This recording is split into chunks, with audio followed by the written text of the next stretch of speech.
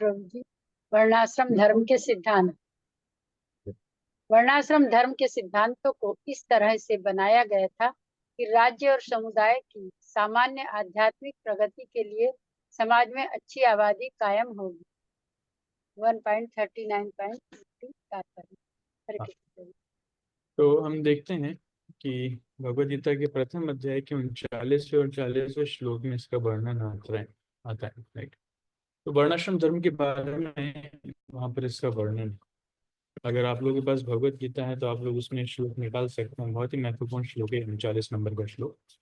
इसमें बताया गया है, कुलक्षये प्रणश्यन्ति कुल धर्म सनातना धर्मे नष्टे कुलम कृत्स्नम अधर्मो अभिभवत्युतः राइट। तो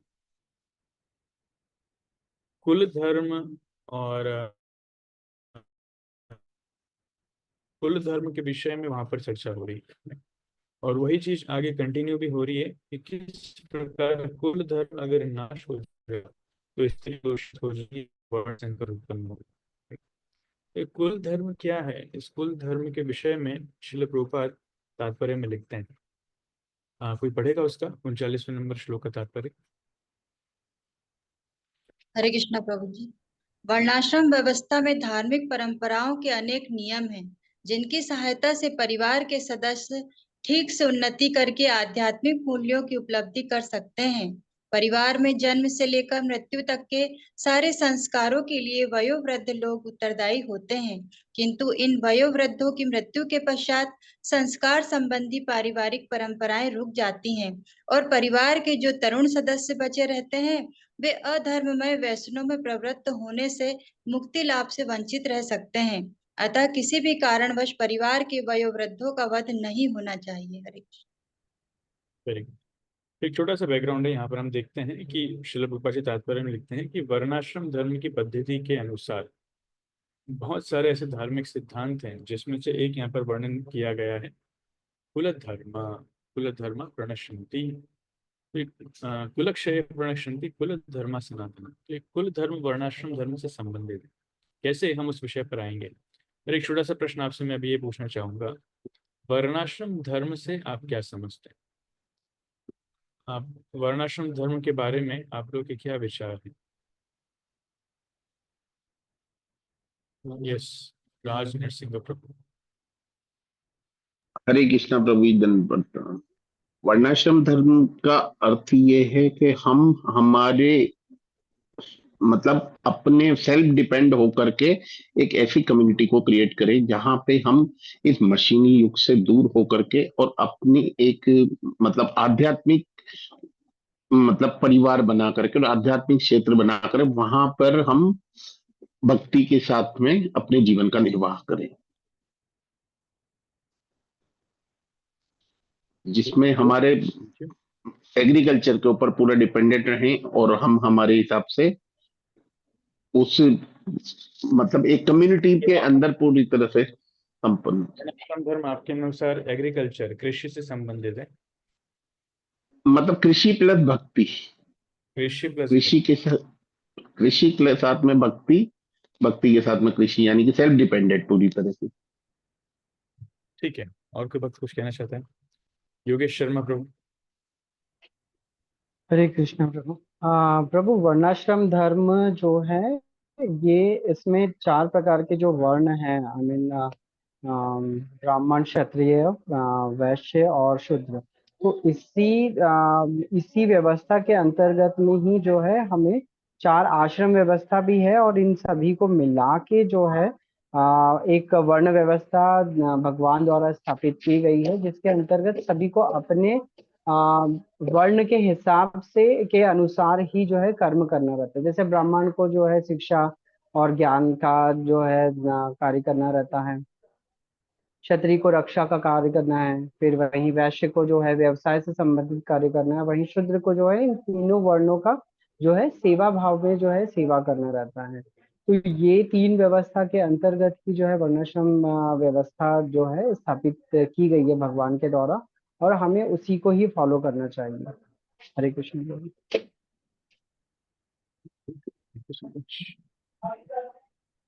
धामेश्वरी माता जी।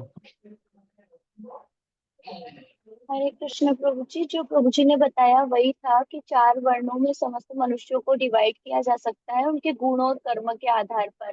तो जो उनके गुण होते हैं उनके आधार पर वो एक पर्टिकुलर आश्रम में रह करके कर्म करते हैं अपने धर्म के अनुसार। जैसे क्षत्रिय होते हैं तो उनका है रक्षा करना, और ब्राह्मण का है तो शिक्षा लेना और देना। और इसी प्रकार से वैश्य और शूद्र का भी है, शूद्र का है समस्त समुदायों को सेवा करना। तो अपने गुण और कर्म के अनुसार अपने आश्रम के अनुसार आचरण करना, यही वर्णाश्रम। गुड गुड, ठीक है। लास्ट कंट्रीब्यूशन संदीप सोनी प्रभु। हरे कृष्ण प्रभु। प्रभु जी, इसमें सबसे मुख्य बात यह है कि जो वर्ण व्यवस्था है, ब्राह्मण, क्षत्रिय, वैश्य, शूद्र, ये जन्म के आधार पर नहीं बल्कि गुण के आधार पर होना चाहिए। ये जरूरी नहीं हरे कृष्ण, कलेक्टर का बेटा कलेक्टर ही बने। तो इस प्रकार से ब्राह्मण का बेटा है और अगर उसके कर्म और गुण ब्राह्मण के हैं तो ही उसे ब्राह्मण कंसिडर किया जाएगा। ये वर्ण व्यवस्था का सबसे मुख्य। ठीक है। तो राज नरसिंह प्रभु ने एक पॉइंट बोला था कि वर्णाश्रम मुख्यतया कृषि और भक्ति से संबंधित है। इस विषय में कोई कुछ कहना चाहेगा? क्योंकि अभी आजकल फार्म कम्युनिटीज बहुत खुल रही है, वर्णाश्रम के नाम पर भक्त लोग फार्म कम्युनिटीज ही खुलते जा रहे हैं। तो कोई कहना चाहेगा कि वर्णाश्रम मतलब क्या सिर्फ कृषि और भक्ति से ही संबंधित है या फिर उसमें और भी कुछ आता है?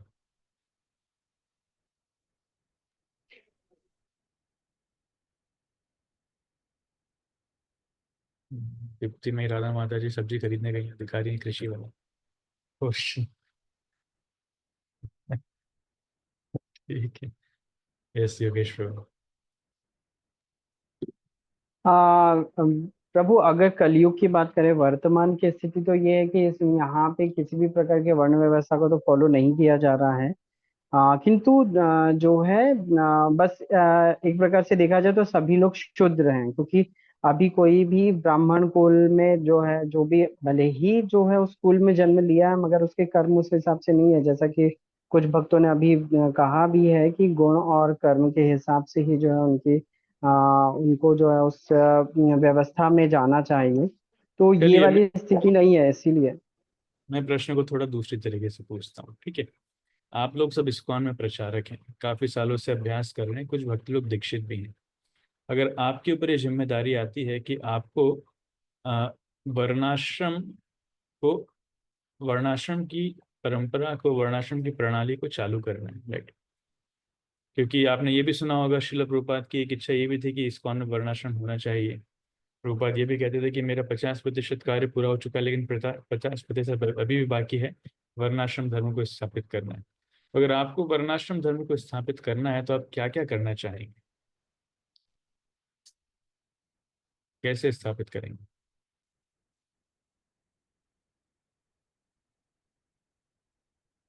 और जो भक्तों ने अभी तक नहीं बोला, अगर वो बोलेंगे तो और अच्छा लगेगा।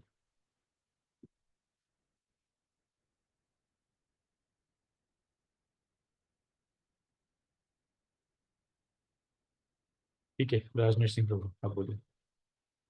हरे कृष्णा प्रभु जी। प्रभु जी, वर्णाश्रम के लिए सबसे पहले तो हमारी वर्ण व्यवस्था को बनाने के लिए गुरुकुल की एक स्ट्रक्चर, यानी कि गुरुकुल के जरिए हम एजुकेशन सिस्टम को चालू करें, जिससे कि हमें आगे आने वाले जो मतलब बच्चे हैं या फ्यूचर है, उनके हिसाब से उनका डिवाइडेशन हो सके कि वो किस वर्ण में जाना पसंद कर रहे हैं, जिस तरह के वर्ण की वो चाहते हैं जाना। जैसे कोई जॉब में जाना चाहता है या कोई एजुकेशन में जाना चाहता है, तो धीरे धीरे उस व्यवस्था के साथ में जाकर के हमारे जो प्रचार मतलब भक्त है या भक्त समूह है, वो धीरे धीरे उस सिस्टम में जाकर के, जैसे मान लीजिए पॉलिटिक्स में बच्चे जाना चाहते हैं, तो वो वर्णाश्रम के थ्रू उनको 4 भागों में डिवाइड किया जाए और उन्हें उसी तरीके का मार्गदर्शन करके और आगे जाकर के उस सेक्टर को ही उसमें लिया जाए, जिस तरह की व्यवस्था को वो चाहते हैं, और गुरुकुल का इसमें बेस स्टार्ट वहीं से हो। ठीक है, गुरुकुल कौन बोला? ओके, प्रहलाद प्रभु। हरे कृष्णा प्रभु जी। वही जैसा कि प्रभु जी ने बताया कि जैसे कि हम जब स्कूल में 10th क्लास पास करते हैं तो उसके बाद हमको चुनना पड़ता है कि हमको मैथ्स लेना है, बायोलॉजी लेना है, कॉमर्स लेना है। तो इसी प्रकार से व्यवस्था होनी चाहिए जिसमें टीचर्स बच्चों की मदद करेंगे। टीचर्स क्योंकि बच्चों को पढ़ाते हैं तो समझेंगे कि बच्चा किस तरह के का है। तो उस तरीके की फिर वो पढ़ाई करेगा और आगे जाके या तो ब्राह्मण बनेगा, क्षत्रिय, वैश्य या शूद्र। तो इस प्रकार से एक लंबे समय तक करने के बाद हम सही रूप से वर्णाश्रम धर्म की स्थापना कर पाएंगे। गुड। और कोई पॉइंट किसी का? काफी सीनियर भक्त लोग हैं यहाँ पर, आप लोग कुछ कहना चाहेंगे?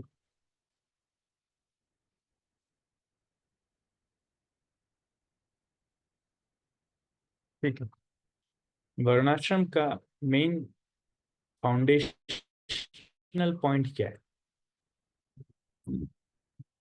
तो पहले ये बताइए, वर्ण क्या है और आश्रम क्या है? कितने वर्ण होते हैं और कितने आश्रम होते हैं? 4 वर्ण और 4 आश्रम। Very good. क्या क्या होते हैं 4 वर्ण? क्या है, कौन बताना चाहेगा? स्वधर्मनिष्ठा माता जी बोलिए। हरे कृष्णा प्रभु जी। प्रभु जी 4 वर्ण है जिसमें ब्राह्मण, क्षत्रिय, वैश्य और शूद्र हैं, और 4 आश्रम है जिसमें ब्रह्मचर्य, गृहस्थ, वानप्रस्थ और सन्यासी, 4 आश्रम। Very good, thank you. ठीक है, अब प्रश्न ये आता है कि हम कैसे पता करेंगे कि कौन व्यक्ति ब्राह्मण है, कौन क्षत्रिय है, कौन वैश्य है, कौन शूद्र है? क्योंकि अभी की प्रणाली में, शिक्षा प्रणाली में तो प्रायः हर एक व्यक्ति शूद्र ही बन रहा है। हर एक व्यक्ति को जॉब चाहिए, राइट? भले ही वो किसी भी परिवार का क्यों ना हो, हर एक व्यक्ति जॉब लेना चाहता है। तो जॉब मतलब शूद्र का काम है। लेकिन आप कैसे पता करेंगे कि कौन व्यक्ति ब्राह्मण है, कौन क्षत्रिय है, कौन वैश्य है, कौन शूद्र है? वैसे ही आश्रम की अगर हम देखें, हम भक्ति जीवन में आते ही तब है जब ब्रह्मचारी जीवन की उम्र निकल जाती है, राइट? इवन ब्रह्मचारी आश्रम में, इस्कॉन में जो भक्त लोग ज्वाइन करते हैं तो 25 साल के बाद ही ज्वाइन करते हैं, जिस समय गृहस्थ जीवन का आश्रम की लाइफ स्टाइल चालू हो जाती है। ब्रह्मचारी आश्रम स्टार्ट होता है 5 साल से 5 साल 8 साल, बट डिवोटीज ज्वाइन आफ्टर 25, जब एज निकल जाती है। तो कैसे पहचानेंगे कौन ब्राह्मण है, कौन क्षत्रिय, कौन वैश्य, कौन शूद्र? प्रहलाद को आपने हाथ ऊंचा कर रखा है। सॉरी प्रभु, पहले पहले का था, लेकिन कुछ बोल सकते हैं। जैसे कि भगवान ने भगवत गीता में बताया है कि ब्राह्मण किस प्रकार से कार्य करता है, क्षत्रिय का क्या गुण होता है। तो उस प्रकार से हम देख सकते हैं किस व्यक्ति में किस प्रकार की क्वालिटीज है, तो फिर डिफरेंशिएट किया जा सकता है भगवत गीता के आधार पे। वो तो बहुत बड़े होने के बाद, राइट? जब बच्चा छोटा है तब कैसे पहचानेंगे? मुझे लगता है प्रभु जी की सभी वर्णों की मिक्स उसको एजुकेशन मिलनी चाहिए, फिर वो आगे जाके जिसमें इंटरेस्ट दिखाएगा, ऐसा कुछ। ओके, ठीक है, ठीक है। योगेश शर्मा प्रभु जी।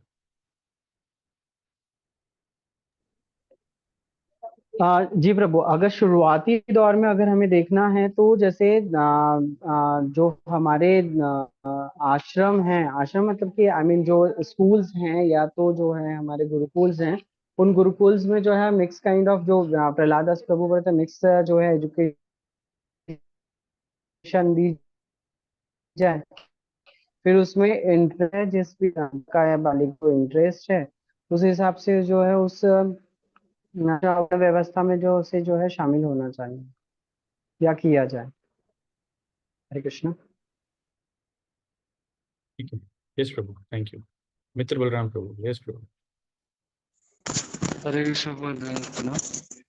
हाँ, जैसे ब्राह्मण और वैश्य शूद्र, उसका आचरण से पता चलेगा वो व्यक्ति कैसे है। ब्राह्मण का आचरण, उसका पूजा पाठ या जो भी है पूजा पाठ के वजह से, और क्षत्रिय का उसका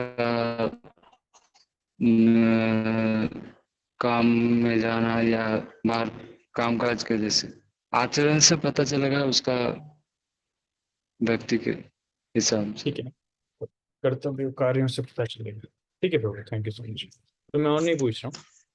वर्णाश्रम एक्चुअली अपने आप में बहुत ही बड़ा, बहुत ही बृहद विस्तृत एक विषय है, विषय वस्तु है। तो अगर हम इतनी ही चर्चा करें, इतना कम अभी तक इस्कॉन वाले उसके ऊपर पूरी चर्चा नहीं कर पाए, तो हमारे सेशन में कितनी क्या चर्चा कर लेंगे। लेकिन कई बार भक्तों की धारणा ये रहती है कि वर्णाश्रम मतलब कृषि, कृषि फार्म्स, वो एक एक भाग है, लेकिन वो पूरी तरीके से वर्णाश्रम नहीं है। और तो लोग कई बार ऐसा करते हैं, वर्णाश्रम मतलब आपने एक एग्रीकल्चर फार्म ले लिया, उसमें हम बिजली नहीं रखेंगे, मॉडर्न टेक्नोलॉजी नहीं रखेंगे, उसमें हम गाय बैल से खेती कराएंगे, सभी लोगों को मेहनत कराएंगे, सिंपल जीवन जिएंगे, कुएं का पानी पिएंगे। बहुत अच्छा है, लेकिन ये पूरी तरीके से वर्णाश्रम का पार्ट नहीं है। वर्णाश्रम में बहुत ही विषय, बहुत ही बृहद वस्तु है। देखिए, मैं आपके सामने एक छोटी सी स्लाइड दिखाता हूँ। वर्णाश्रम बेसिकली इन दो भागों में बटा होता है। व्यवसायिक कर्तव्य, जिसको स्वधर्म भी कहते हैं, और दूसरा है निर्धारित कर्तव्य, जिसको प्रिस्क्राइब ड्यूटीज कहते हैं, राइट। एक है वर्ण और एक है आश्रम। तो वर्ण जो है, वर्ण व्यक्ति के स्वभाव से निर्भर किया जाता है, व्यक्ति के स्वभाव से निर्धारित किया जाता है, जो स्वधर्म के अंदर आता है, राइट। वर्ण में क्या आता है? ब्राह्मण, क्षत्रिय, वैश्य और शूद्र, ये 4 वर्ण होते हैं। आपने सही जवाब दिया। तो व्यक्ति का जो स्वभाव है, अगर कोई ब्राह्मण के स्वभाव का व्यक्ति है, भले ही वो क्षत्रिय में जन्म लिया है, या फिर उसने वैश्य परिवार में जन्म लिया है, या शूद्र परिवार में जन्म लिया है, वो ब्राह्मण कहलाएगा। जैसे आपने एक कहानी सुनी होगी कि एक एक ऋषि के आश्रम में एक लड़का जाता है, जिसका नाम होता है, आई फॉरगॉट हिज नेम। तो वो गुरु उनसे पूछते हैं कि ठीक है, तुम कौन से वर्ण के हो? बोलता है मुझे पता नहीं। बोलता है जाओ अपनी माँ से पूछ करके आओ। तो अपनी माँ से पूछते हैं, तो माँ बोलती है कि मुझे भी पता नहीं तुम्हारे पिता कौन है। इसका मतलब उसकी माता वैश्या थी। इतने सारे लोगों से उसने संपर्क किया कि उसको पता नहीं कि उसका पिता कौन है। कनक नाम लिखने पड़ा तो में भी। तो वो बालक जो है आकर के सीधा सीधा अपने गुरु को बता देता है कि मेरी माँ को भी पता नहीं कि मेरे पिता कौन है। तब उनके गुरु बोल देते हैं हाँ तुम ब्राह्मण हो। क्यों? क्योंकि तुम सत्यवादी हो, तुमने सत्य बोल दिया। तुमने ये बिल्कुल भी हिचकिचाए नहीं कि लोग क्या सोचेंगे कि मेरी माँ जो है वैश्या है, लोग क्या सोचेंगे कि मेरी माँ को भी पता नहीं कि मेरे पिताजी कौन है। Right? तो तुमने फिर भी सत्य पर निष्ठा रखी, इसका मतलब तुम जो है ब्राह्मण हो। तो स्वधर्म मतलब व्यक्ति के स्वभाव के अनुसार वो निर्धारित किया जाता है, इसलिए इसको कहते हैं स्वधर्म या फिर ऑक्यूपेशनल ड्यूटीज। तो स्वभाव के अनुसार निर्धारित किए गए धर्म के ऊपर कुछ कर्तव्य निर्धारित किए गए हैं। इसलिए ब्राह्मणों के अलग कर्तव्य हैं, क्षत्रियों के अलग कर्तव्य हैं, वैश्यों के अलग और शूद्रों के अलग। अब यही जब धर्म है, तब जब बालक छोटा है तब उसको ब्रह्मचर्य जीवन भी पालन करना पड़ेगा। जब वो बड़ा हो जाता है तब वो गृहस्थ जीवन पालन कर सकता है। बाद में और बड़ा होगा 50 साल के बाद, तब वानप्रस्थ और बाद में संन्यास।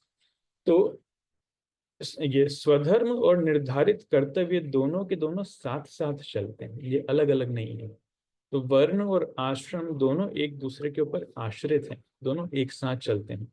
जैसे रेल की 2 पटरियां होती हैं, उसी प्रकार से वर्ण और आश्रम दोनों एक साथ चलते हैं। तो इसकी शुरुआत होती है गर्भाधान संस्कार से। राइट, सिर्फ कृषि समुदाय से नहीं होती, इसकी शुरुआत होती है गर्भाधान संस्कार से। अगर, क्योंकि देखिए वर्णाश्रम धर्म जो है ये शारीरिक धर्म है, इस शरीर के ऊपर लगने वाले धर्म है, शरीर का स्वभाव और शरीर का आश्रम की परिस्थिति। लेकिन आत्मा के ऊपर ये नहीं लगता, आत्मा के ऊपर जो लगता है वो सनातन धर्म लगता है। सनातन धर्म सबके लिए समान है, जो हम भक्ति करते हैं वो सनातन धर्म का पार्ट है, सनातन धर्म का हिस्सा है, वर्णाश्रम धर्म का हिस्सा नहीं। भले ही कोई किसी परिवार में, किसी वर्ण, किसी जाति या फिर एकदम जाति विहीन भी क्यों ना हो, हर एक व्यक्ति भक्ति कर सकता है, वो अलग विषय है। लेकिन जब हम शरीर से संबंधित बात करते हैं तो शरीर से संबंधित वर्णाश्रम धर्म जो है 2 भागों में विभाजित किया जाता है, वर्ण और आश्रम। और इसको भगवत गीता में और विशेष रूप से बताया गया इसकी डिटेल्स में, इसलिए आप भगवत गीता में अलग अलग शब्दों में देखेंगे। जो आपकी स्क्रीन पर अगला विषय है वो आपको दिखेगा यहाँ पर। इसमें कहते हैं कुल धर्म, ये सभी वर्णाश्रम धर्म के भाग हैं। कुल धर्म, कुल धर्म मतलब जैसे 39वां श्लोक जो हमने अभी पढ़ा, इसमें लिखा है कुल धर्मः सनातनः। तो कुल धर्म को बताया गया है फैमिली ट्रेडिशंस, ये वर्णाश्रम धर्म का भाग है। जाति धर्म, इसको कहते हैं सामुदायिक परियोजनाएं, कम्युनिटी प्रोजेक्ट्स, ये 42वें श्लोक में आता है। अगर आप इसको पढ़ेंगे तो मैं एक बार पूरी स्लाइड दिखा देता हूँ। जैसे ही स्वधर्मा भगवद गीता में दूसरे अध्याय के 31 और 33 नंबर श्लोक में स्वधर्म का भी विश्लेषण किया गया है। किसी के अपने धार्मिक सिद्धांत, वंस ओन रिलीजियस प्रिंसिपल्स, उन विषयों पर चर्चा की गई है। और स्वकर्मा, लोगों का अपना कर्तव्य क्या है, उस विषय पर चर्चा की गई, राइट। तो वर्णाश्रम धर्म की डिटेल्स में जाकर के इस 4 प्रकार के डिटेल्स वहां पर वर्णन की गई हैं अलग अलग श्लोकों में रेफरेंस के साथ, जो यहाँ पर लिखे हैं। अगर हम इसको डिटेल में पढ़ें, एक इन्हीं श्लोकों को हम लें, जैसे मैं ये भी पढ़, राइट। तो कुल धर्म से मतलब क्या है? कुल धर्म, कुल देवता, कुल देवी, ये सारे शब्द, फैमिली ट्रेडिशंस, राइट। ये फैमिली ट्रेडिशंस करके या पारिवारिक परंपराएं करके वर्णाश्रम धर्म का ये भाग इसलिए है क्योंकि जनरली जो कुल धर्म है, जो पारिवारिक ट्रेडिशन है, वो पहले के समय में वर्णाश्रम धर्म इतना समूचे रूप से कार्य करता था, इतने परफेक्ट वे में कार्य करता था कि ब्राह्मण का बेटा साधारणतया ब्राह्मण ही होता था, क्षत्रिय का बेटा साधारणतया क्षत्रिय ही होता था, राइट। इसलिए पारिवारिक परंपराएं यथावत चलती आती थी। जो वैश्य है उसका बेटा साधारणतया वैश्य ही होता था, जो शूद्र है उसका बेटा साधारणतया शूद्र ही होता था। मान लीजिए, आपने सुना भी होगा प्रभुपाद के प्रवचनों में कई बार कि जो व्यक्ति मटका घड़ा बना रहा है मिट्टी से, तो वो अपने बच्चे को सिखाता है कि घड़ा कैसे बनाना है, बचपन से उसको ट्रेनिंग देता है, राइट। ऐसे ही अगर कोई ब्राह्मण पिता है तो अपने बच्चों को बचपन से वेद पाठ पढ़ने की, वेदों को पढ़ने की ट्रेनिंग देता है, वेदों को समझने की ट्रेनिंग देता है। कोई क्षत्रिय पिता है तो अपने बच्चे को बचपन से वो क्षत्रिय के अनुसार ट्रेनिंग देते हैं, राइट। गुरुकुल भी भेजते हैं, साथ में पारिवारिक परंपराओं के अनुसार उनको व्यक्तिगत ट्रेनिंग भी दी जाती है। ऐसी माताएं जो हैं बचपन से ही लड़कियों को खाना बनाने की ट्रेनिंग है, घर संभालने की ट्रेनिंग है, अन्य अन्य प्रकार की ट्रेनिंग देते हैं, इसको कहते हैं कुल धर्म। तो ये वर्णाश्रम धर्म का एक हिस्सा था, राइट। उसी प्रकार से जाति धर्म का वर्णन आता है। जाति धर्म के विषय में श्रील प्रभुपाद जी 42 श्लोक में लिखते हैं, अगर आप पढ़ेंगे तो लिखा है कि कम्युनिटी फॉर, कोई भी हिंदी में प्लीज, मेरे पास इंग्लिश में 42वें श्लोक का तात्पर्य। सनातन धर्म या वर्णाश्रम धर्म द्वारा निर्धारित मानव समाज के चारों वर्णों के लिए सामुदायिक योजनाएं और पारिवारिक कल्याण कार्य इसीलिए नियोजित हैं कि मनुष्य चरम मोक्ष प्राप्त कर सके। अतः समाज के अनुत्तरदायी नायकों द्वारा श्री प्रभुपाद जी लिख देते हैं कि वर्णाश्रम धर्म सनातन धर्म के अनुसार ये पारिवारिक प्रयोजन इसलिए है जिससे एक व्यक्ति मुक्ति की ओर अग्रसर हो सके, मुक्ति प्राप्त कर सके। तो यही यही एक उद्देश्य ये भी है कि वर्णाश्रम धर्म की व्यवस्था रखना भी इसलिए जरूरी है कि व्यक्ति धर्म का अनुपालन करते करते धीरे धीरे अपनी चेतना का विकास करे और मुक्ति की तरफ अग्रसर हो। इसलिए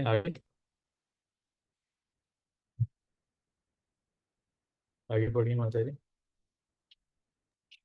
अतः समाज के अनुत्तरदायियों द्वारा सनातन धर्म परंपरा के विखंडन से उस समाज में अव्यवस्था फैलती है। फलस्वरूप लोग जीवन के उद्देश्य विष्णु को भूल जाते हैं।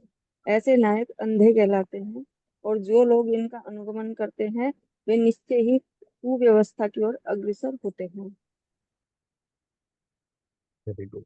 इसलिए वर्णाश्रम धर्म का पालन करना जरूरी है, नहीं तो समाज में पूरी व्यवस्था बिगड़ जाएगी। कियोस, इंग्लिश में कहते हैं कियोस इन दैट सोसाइटी।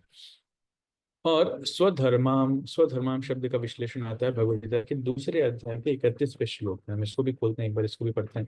ये अच्छा श्लोक है। श्लोक है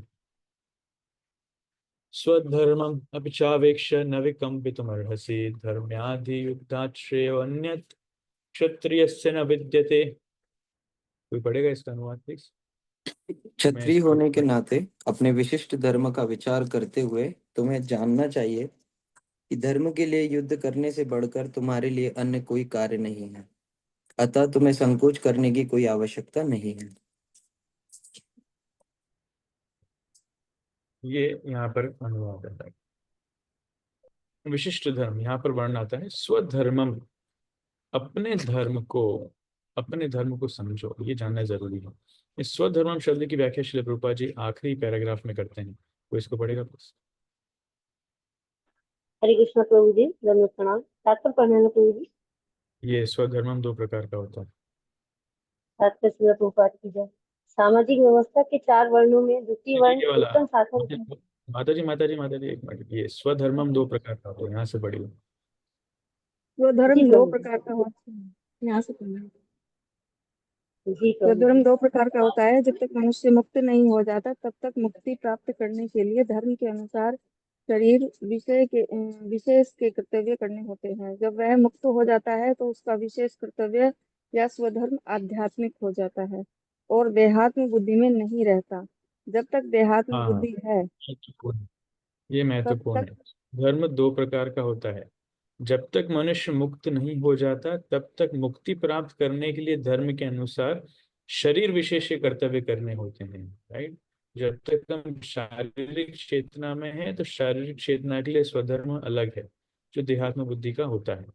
और जब हम आध्यात्मिक चेतना में हो जाते हैं तब उसका स्वधर्म अलग हो जाता है। जिस माता जी, अभी आगे पढ़िए। जब तक देहात्म बुद्धि है तब तक ब्राह्मणों और तथा क्षत्रियों के लिए स्वधर्म पालन अनिवार्य होता है। स्वधर्म का विधान भगवान द्वारा होता है, जिसका स्पष्टीकरण चतुर्थ अध्याय में किया जाएगा। शारीरिक स्तर पर स्वधर्म को वर्णाश्रम धर्म अथवा आध्यात्मिक बोध का प्रथम सोपान कहते हैं। वर्णाश्रम धर्म अर्थात प्राप्त शरीर के विशिष्ट गुणों पर आधारित स्वधर्म की अवस्था से मानवीय सभ्यता का शुभारंभ होता है। वर्णाश्रम धर्म के अनुसार किसी कार्य क्षेत्र में स्वधर्म का निर्वाह करने से जीवन के उच्चतर पद को प्राप्त किया जा सकता है। Very good. तो यहाँ पर देखिए श्री प्रभुपाद जी बहुत क्लियरली लिख रहे हैं कि जब तक एक व्यक्ति देहात्म बुद्धि में है तब तक उसको ब्राह्मण और क्षत्रियों के लिए स्वधर्म पालन करना अनिवार्य होता है। मतलब वर्णाश्रम धर्म ही उसका स्वधर्म होता है जब तक ये व्यक्ति देहात्म बुद्धि में है। लेकिन जैसे एक व्यक्ति आध्यात्मिक बुद्धि में हो जाता है या फिर कृष्ण भावना भावित हो जाता है तब उसका स्वधर्म क्या हो जाता है? उसका स्वधर्म भगवान द्वारा होता है। उसका स्वधर्म भक्ति बन जाता है, या भक्ति के कार्य उसका स्वधर्म बन जाता है, भगवान का नाम जप करना, इस प्रकार से। इसलिए आपने वो श्लोक सुना होगा, देवर्षि भूतात्म नृणाम पितृणाम न किं करुणाय मृणीश राजन सर्वात्मनाय शरणम शरण्यम गतो मुकुंदम परिहृत्य कर्तम। जब जैसे ये व्यक्ति भगवान कृष्ण की सर्वात्मनाय शरणम शरण्यम, जो शरण लेने लायक भगवान कृष्ण है, जब व्यक्ति उनकी शरण में आ जाता है तो वो सभी प्रकार के ऋणों से मुक्त हो जाता है, राइट। तो इसलिए भक्त लोग जो हैं उनका भक्ति में आने के बाद स्वधर्म चेंज हो जाता है। लेकिन जो देहात्म बुद्धि वाले हैं उनका स्वधर्म क्या है? उनका स्वधर्म है वर्णाश्रम धर्म को पालन करना। इसलिए स्वधर्म शब्द की व्याख्या समझना बड़ा जरूरी है, ये हमें ध्यान देना चाहिए। कई बार भक्त लोग इसमें कंफ्यूज हो जाते हैं कि प्रभु जी हमें क्या करना चाहिए। ये भी एक अच्छा विषय है। अपना स्तर समझ करके हमें इसमें कार्य करना चाहिए और गुरु वैष्णव के मार्गदर्शन में हमें इसमें कार्य करना चाहिए, राइट। तो ये स्वधर्म के बारे में है जो भगवद गीता के 31 से 33 श्लोक में है। बाकी के 2 श्लोक आप पढ़ सकते हैं। और एक शब्द आता है स्वकर्म। स्वकर्म मतलब स्वधर्म के अनुसार निर्धारित स्वकर्म, वो लोगों के अपने कर्तव्य हैं। ये 18वें अध्याय के 45 से 46वें श्लोक में आता है। अगर आप इसमें पढ़ेंगे, मैं इसको ओपन नहीं कर रहा हूँ, आप खुद ही भगवद गीता ओपन करके देख लीजिएगा। 18वें अध्याय के 45 से 46वें श्लोक में जिसमें वर्णन आता है कि जो क्षत्रिय है, क्षत्रिय का काम है युद्ध लड़ना। क्यों? बिकॉज अर्जुन जो है, अर्जुन यहाँ पर हम देखते हैं वो भिक्षा मांगने की बात करेंगे आगे। एक्चुअली क्षत्रिय कभी भी भिक्षा नहीं मांग सकता, क्षत्रिय का काम ही नहीं है भिक्षा मांगना, क्षत्रिय का काम है युद्ध लड़ना। इसलिए स्वकर्म, क्षत्रिय का कर्म अलग है, ब्राह्मण का कर्म अलग है, वैश्य का कर्म अलग है, शूद्र का कर्म अलग है। सबके कर्म निर्धारित है। जिसका जिस प्रकार का स्वधर्म है उसका उसी प्रकार का स्वकर्म है।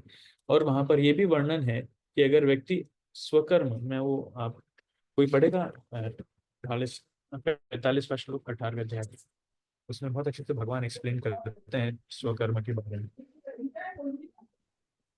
अपने अपने कर्म के गुणों का पालन करते हुए प्रत्येक व्यक्ति सिद्ध हो सकता है। अब तुम मुझसे सुनो कि यह किस प्रकार किया जा सकता है। राइट, आगे अगला श्लोक। 46वां। जो सभी प्राणियों का उद्गम है और सर्वव्यापी है, उस भगवान की उपासना करके मनुष्य अपना कर्म करते हुए पूर्णता प्राप्त कर सकता है, जैसा कि तात्पर्य शिल प्रभुपाद के द्वारा शिल प्रभुपाद हाँ बस ठीक है, जैसा इसके आगे। हाँ, तो 45वें श्लोक में लिखा है कि अपना स्वकर्म पालन करके एक व्यक्ति जो है वो पूर्णता को प्राप्त कर सकता है। Every man can become perfect. किस प्रकार वो भगवान नीचे आगे एक्सप्लेन कर रहे हैं। इसलिए भगवद गीता में आपको ये भी जगह वर्णन आएगा कि स्वधर्म, अपना धर्म छोड़ करके दूसरे का धर्म करने से व्यक्ति, उसको कुछ फायदा नहीं है। लेकिन अगर त्रुटिपूर्ण भले क्यों ना हो, व्यक्ति अगर अपना ही कर्म फॉलो करेगा, अपना ही कर्म पालन करेगा, तब उसके लिए वही श्रेयस्कर है। ये 66 नंबर के श्लोक में आता है। स्वधर्मान परित्यज्य मामेकम, नॉट दैट, मैं श्लोक भूल रहा हूँ उसका। Anyways that will come there. तो स्वधर्मान और स्वकर्म, स्वधर्म स्वकर्म, ये दो विश्लेषण हमें जानना जरूरी है, राइट। गोइंग फॉरवर्ड, एक सेकेंड।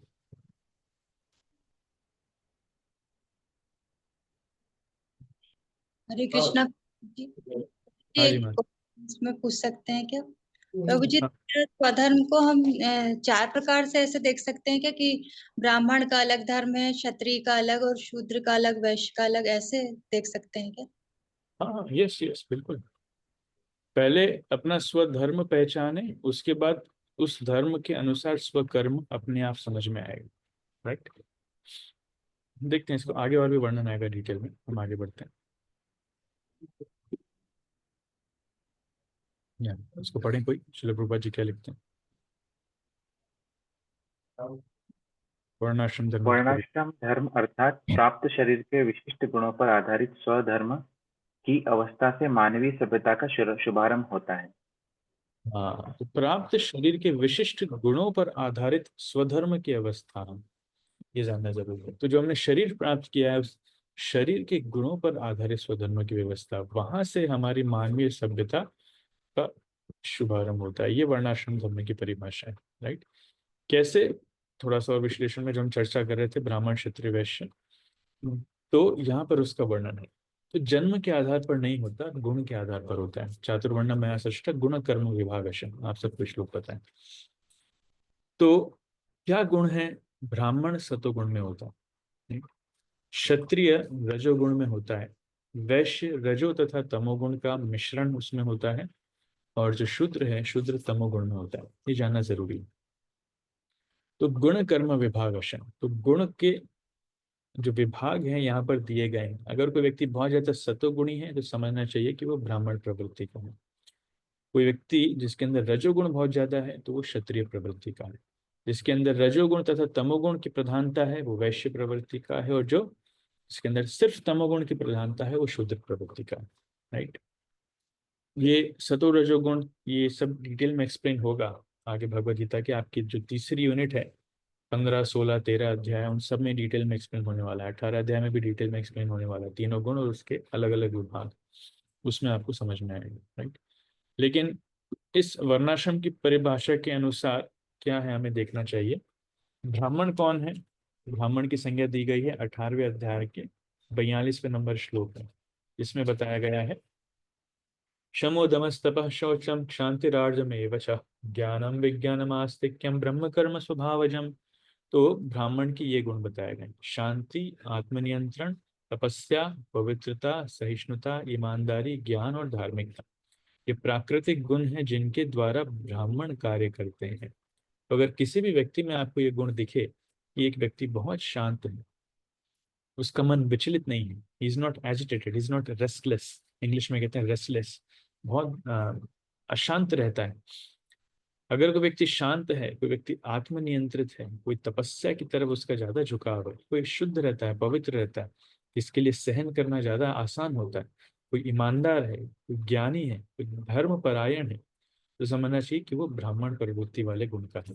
उसके अंदर सतोगुण की प्रधानता है। क्षत्रिय का वर्णन क्या आता है, उसके अगले श्लोक में आता है, शौर्यम तेजो धृतिर्दाक्ष्यम युद्धे चाप्य पलायनम दानम ईश्वर भावस्य क्षात्रम कर्म स्वभावजम। मतलब नायकत्व के लिए वीरता, शक्ति, दृढ़ संकल्प, संसाधन, युद्ध में साहस, उदारता और नेतृत्व क्षत्रिय के प्राकृतिक गुण हैं। यह आपको समझना है। तो वीरता, वो वीर होते हैं। शक्ति, उनके पास शक्ति बहुत होती है, सिर्फ शारीरिक शक्ति नहीं, मनोबल भी बहुत होता है। दृढ़ संकल्प, डिटर्मिनेशन बहुत होता है। और संसाधन, रिसोर्सफुलनेस, कुछ लोग बड़े एक्सपर्ट होते हैं रिसोर्सेस को कलेक्ट करने में, यहाँ से इसको फोन लगाया, वहां से उसको फोन लगाया, जुगाड़ बिठाया, ये कलेक्ट किया, वो कलेक्ट किया, वेरी रिसोर्सफुल। युद्ध में साहस, राइट। उदारता, जेनरस भी बहुत होते हैं, दान देने में, लोगों की मदद करने में, अपने आप को अगर दे देंगे तो पूरा ही झोंक देंगे, वो अपने आप सारे कामकाज बंद करके दूसरों की मदद करेंगे, उदारता।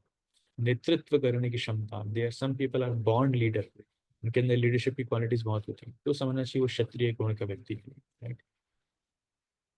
और वैश्यों के लिए क्या वर्णन आता है? वैश्यों के लिए उनके अगले श्लोक में वर्णन आता है, कृषि, गोरक्षा, वाणिज्यम, वैश्य कर्म स्वभावजम। वैश्यों के लिए 3 गुण है, कृषि, गोरक्षा और वाणिज्य। तो जो फार्म कम्युनिटी है, फार्म कम्युनिटी मेनली इसका पार्ट। तो सिर्फ वैश्य समुदाय को हम देखते हुए उसको पूरा वर्णाश्रम नहीं कह सकते। फार्म कम्युनिटी में हम कृषि भी करते हैं, गोरक्षा भी करते हैं और वाणिज्य व्यापार भी करते हैं, तीनों करते हैं। सो वो वैश्य समुदाय का एक हिस्सा है। तो वैश्य व्यापार मतलब हर प्रकार का बिजनेस, गाय पालन और खेती, ये वैश्यों का काम है। और शूद्र का काम क्या है? वो उसी श्लोक में आगे आता है, परिचर्यात्मकम कर्म शूद्र स्यापि स्वभावजम। श्रम और दूसरों की सेवा, फिजिकल लेबर और दूसरों को असिस्ट करना, क्योंकि उनको और कुछ नहीं आता तो सिर्फ दूसरे जो बोलते हैं वो वैसा ही कर सकता है। ये शूद्र का वर्णन है। संन्यास आश्रम के क्या कर्तव्य हैं? संन्यास आश्रम का कर्तव्य है अभयम सत्वम संशुद्धिर ज्ञान योग व्यवस्थित। ये 16वें अध्याय के पहले श्लोक में आता है। यहाँ मतलब बताया गया है निर्भयता, अस्तित्व की शुद्धि, आध्यात्मिक ज्ञान की उत्पत्ति, ये संन्यास आश्रम का कर्तव्य है। उनको ये होना ही चाहिए। सन्यासी किसी से डरता नहीं। नारायण परा सर्वे न कुतश्चन बिभ्यति स्वर्गापवर्ग नरकेषु अपि तुल्यार्थदर्शिनः। तो सन्यासी जो हैं उनकी चेतना हमेशा भगवान में रहती है। नारायण परा सर्वे, वो न कुतश्चन बिभ्यति, वो किसी से भी डरते नहीं, इसलिए अभयम का गुण बहुत उनके अंदर होता है। सत्वम, उनका जो अस्तित्व है वो शुद्ध हो चुका है, उनके अंदर कोई कल्मश अशुद्धता नहीं रहती, इसलिए सत्वम। सम शुद्धिर ज्ञान योग व्यवस्थित, आध्यात्मिक ज्ञान की उत्पत्ति करना उनका एक महान कर्तव्य है। ऐसे ही वानप्रस्थ का कर्तव्य क्या है? वानप्रस्थ का कर्तव्य है तपस्या। इसलिए व्यक्ति अपना गृह त्याग करके जंगल में जाकर के तपस्या करता है। कलयुग में जंगल नहीं बचे हैं, कलयुग में सबको एनकरेज किया जाता है कि आप इस्कॉन मंदिर में आइए, यहाँ पर आकर के तपस्या कीजिए, मॉर्निंग प्रोग्राम कीजिए, भक्तों की सेवा कीजिए, भगवान की सेवा कीजिए, वही एक तपस्या है। आगे है गृहस्थ आश्रम का कर्तव्य क्या है? दानम दमश्च यज्ञश्च, दान पुण्य करना, आत्म संयम हरण करना और यज्ञ करना, ये गृहस्थ आश्रम का धर्म है। कहीं भी इंद्र तृप्ति नहीं लिखा है लेकिन आजकल लोग गृहस्थ आश्रम को भूलते जा रहे हैं। सबसे पहला कर्तव्य है दान पुण्य करना। अरे प्रभु जी, हमको हमारा घर परिवार चलाना इतना मुश्किल है, आप दान पुण्य करने की बात कर रहे हो। ये कलयुग का प्रभाव है। कलयुग में घर चलाना ही बड़ा मुश्किल है, दान पुण्य करना तो बहुत दूर की बात है। लेकिन गृहस्थों का कर्तव्य दान करना, जिसकी जितनी क्षमता है उसके अनुसार दान करना चाहिए। भले ही कोई व्यक्ति गरीब है, महीने का 50 रुपए 100 रुपए ही दान करो, लेकिन फिर भी कुछ ना कुछ दान करो। भगवान की सेवा में ये दान करने की हैबिट होना चाहिए।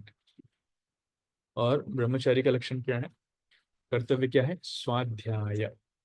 स्वाध्याय ब्रह्मचारी का सबसे पहला कार्य है, वेदों का अध्ययन करना, राइट। ये ब्रह्मचारी के लक्षणों में आता है। इसलिए हम देखते हैं कि 4 वर्ण 4 आश्रम स्वधर्म के अनुसार वर्ण निर्धारित किए जाते हैं और उस स्वधर्म के अनुसार स्वकर्म निर्धारित किए जाते हैं जो आश्रमों में लगते हैं, राइट। गोइंग फॉरवर्ड, ये हमने देखा। आगे हम चलते हैं नेक्स्ट। तो अर्जुन की लड़ाई नहीं करने के ये 4 कारण थे और ये सब आप देख चुके हैं। हम आगे चलते हैं। कोई इसको पढ़ेगा प्लीज? हरे कृष्ण प्रभु जी। वर्णाश्रम धर्म में का अनुसरण करने का परिणाम है। वर्णाश्रम धर्म में कई सिद्धांत हैं जो परिवार के सदस्यों को ठीक से बढ़ने और आध्यात्मिक मूल्यों को प्राप्त करने में मदद करते हैं। 1.39.14 तात्पर्य। हाँ, तो वर्णाश्रम धर्म का परिणाम क्या है, पालन करने का परिणाम क्या है? ये हमें पूरे परिवार के सदस्यों को ठीक से बढ़ने के लिए और आध्यात्मिक मूल्यों को प्राप्त करने में बहुत मदद प्राप्त करता है, मदद करता है, राइट। इसलिए आप देखेंगे वर्णाश्रम धर्म को या सत्व गुण को एक रनवे के समान तुलना दी जाती है। रनवे मतलब अगर हवाई जहाज जिस हवाई पट्टी पर चलता है, दौड़ता है, उसके बाद वो टेक ऑफ करता है, उड़ता है, राइट। तो वो हवाई पट्टी होना जरूरी है। आप हवाई जहाज को किसी भी उबड़ खाबड़ सड़क पर पे या खेत पर पे नहीं दौड़ा सकते कि भैया खेत दे दिया तुमको, जाओ ये 10 बीघा जमीन है, इस पे हवाई जहाज दौड़ाओ और फिर उड़ान भरो। नहीं नहीं, हवाई जहाज को उड़ान भरने के लिए एक हवाई पट्टी होना जरूरी है। उस हवाई पट्टी पर वो अपनी गति लेता है, राइट। आप देखे होंगे कुछ ही सेकंड्स में हवाई जहाज जो है 25 से 30 सेकंड में ही लगभग 300 किलोमीटर प्रति घंटे की गति ले लेता है, उसके बाद वो उड़ता है। तो ये वर्णाश्रम धर्म जो है ये उस हवाई पट्टी के समान है, जिसका पालन जब एक व्यक्ति करता है तो उसके अपने जहाज को उड़ाने में, मतलब भक्ति करने में, आध्यात्मिक मूल्यों को प्राप्त करने में उसको मदद मिलती है। ये उस पट्टी के समान है जिसके कारण भक्ति करना आसान हो जाता है, भक्ति करने में उसको मदद मिलती है। Remember this example. आगे हम बढ़ते हैं। वर्णाश्रम धर्म का अनुसरण करने का परिणाम क्या है ये तो हमने देख लिया। और वर्णाश्रम धर्म के अनुसार किसी कार्य क्षेत्र में स्वधर्म का निर्वाह करने से जीवन के उच्चतर पद को प्राप्त किया जा सकता है। वर्णाश्रम धर्म ही अगर कोई ठीक से पालन करे तो भी जीवन के उच्चतर पदों को वो प्राप्त कर सकता है। जैसे 32वें श्लोक में दिया है, स्वर्ग द्वारम अपावृतम, स्वर्गीय ग्रहों के दरवाजे खुलते हैं। अगर कोई क्षत्रिय अपना क्षत्रिय धर्म पालन अच्छे से करे तो अगर भले ही वो युद्ध में हार जाए तो स्वर्ग को प्राप्त करेगा, राइट। ये उच्चतर पद है। ऐसे ही एक जगह वर्णन आता है जहां पर लिखा है कि अगर कोई व्यक्ति अपना वर्ष 100 जन्मों तक, आगे वो कोटेशन आएगा, आई थिंक यही कोटेशन है, इसके आगे कोटेशन है, तो इसको पढ़े प्लीज। श्रील रूपा जी लिखते हैं भागवतम में। जो कोई 100 जन्मों, उदाहरण के लिए अगर एक ब्रह्मदेव के रूप में कार्य करना जारी रखता है, के लिए अपने स्वधर्म को निष्पादित करता है, तो ब्रह्मलोक के संवर्धन के लिए पात्र हो जाता है, जहाँ भगवान ब्रह्मा रहते हैं। अगर कोई व्यक्ति 100 जन्मों के लिए अपने स्वधर्म को निष्पादित करता है तो ब्रह्मलोक के संवर्धन के लिए पात्र हो जाता है, जहाँ भगवान ब्रह्मा रहते हैं। मतलब अगर कोई व्यक्ति 100 जन्मों तक वर्णाश्रम धर्म का पालन करे तो वो ब्रह्मलोक तक जा सकता है। ये उसका रिवॉर्ड, उसके आगे नहीं जा सकता, भगवान के धाम नहीं जा सकता। भगवान के धाम जाने के लिए भक्ति ही लगेगी। पर कहने का तात्पर्य है इस पृथ्वी से ऊपर उठने के लिए अगर कोई स्वर्ग जाना चाहता है या फिर जनलोक, महरलोक, तपलोक, ब्रह्मलोक, सत्यलोक, हर जगह जाने के लिए वर्णाश्रम धर्म मददगार हो सकता है। लेकिन अगर कोई भगवत धाम जाना चाहता है तो उसके लिए भक्ति ही करना पड़ेगी। वर्णाश्रम धर्म पालन करने का ये फायदा है, ये परिणाम है, ये मैं बताना चाह रहा हूँ, right. This was a small discussion वर्णाश्रम धर्म। अगर किसी कोई प्रश्न है वर्णाश्रम धर्म के ऊपर, एक दो क्वेश्चन है तो हम ले सकते हैं। हालांकि बहुत इलेबोरेट कंप्लीट डिस्कशन नहीं है, ये अपने आप में बहुत बड़ा टॉपिक है, कई महीनों तक इसके ऊपर चर्चा हो सकती है। लेकिन फिर भी अगर इसलिए कुछ एक दो प्रश्न है तो ले सकते हैं।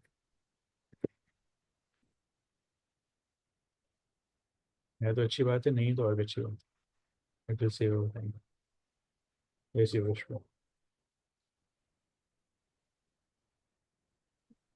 प्रभु जी।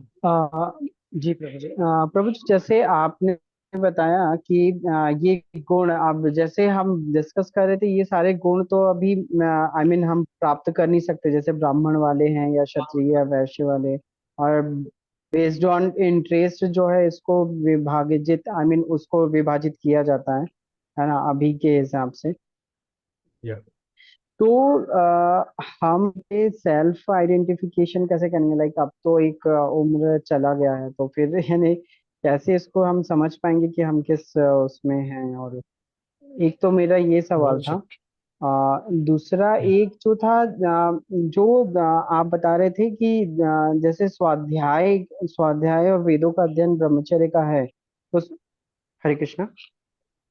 हाँ जी, हाँ जी। जी जी, दूसरा सवाल ये था कि वेदों का अध्ययन तो इज नॉट पॉसिबल, लाइक अभी तो ब्रह्मचर्य में कैसे यानी कि उस चीज को फिर फॉलो किया जा सकता है? बहुत अच्छा। एक्चुअली इस एक क्वेश्चन में ही पूरे डिस्कशन को हम समराइज कर देंगे। तो कैसे हम पहचाने कि हमारा वर्ण क्या है, ये पहला प्रश्न। देखिए, अभी के समाज में एक्चुअली इस विषय पर कोई डिस्कशन नहीं होता है, इस विषय पर कोई चिंतन भी नहीं होता है। नोबडी इज कंसर्न कि हमारा अ, वर्ण क्या है या फिर हमारा स्वभाव क्या है। हर कोई सिर्फ एक ही दिशा में भाग रहा है, भेड़ चाल सब चल रहे हैं कि पैसा कमाओ, नौकरी करो, degree low. Everyone is going into that direction. आजकल नया ट्रेंड चालू हुआ है स्टार्टअप्स का, लोग बिजनेस की तरफ ज्यादा जा रहे हैं, राइट। तो या तो शूद्र बन रहे हैं, ज्यादा से ज्यादा वैश्य बन रहे हैं, इसके ऊपर की कोई सोच ही नहीं रहा है।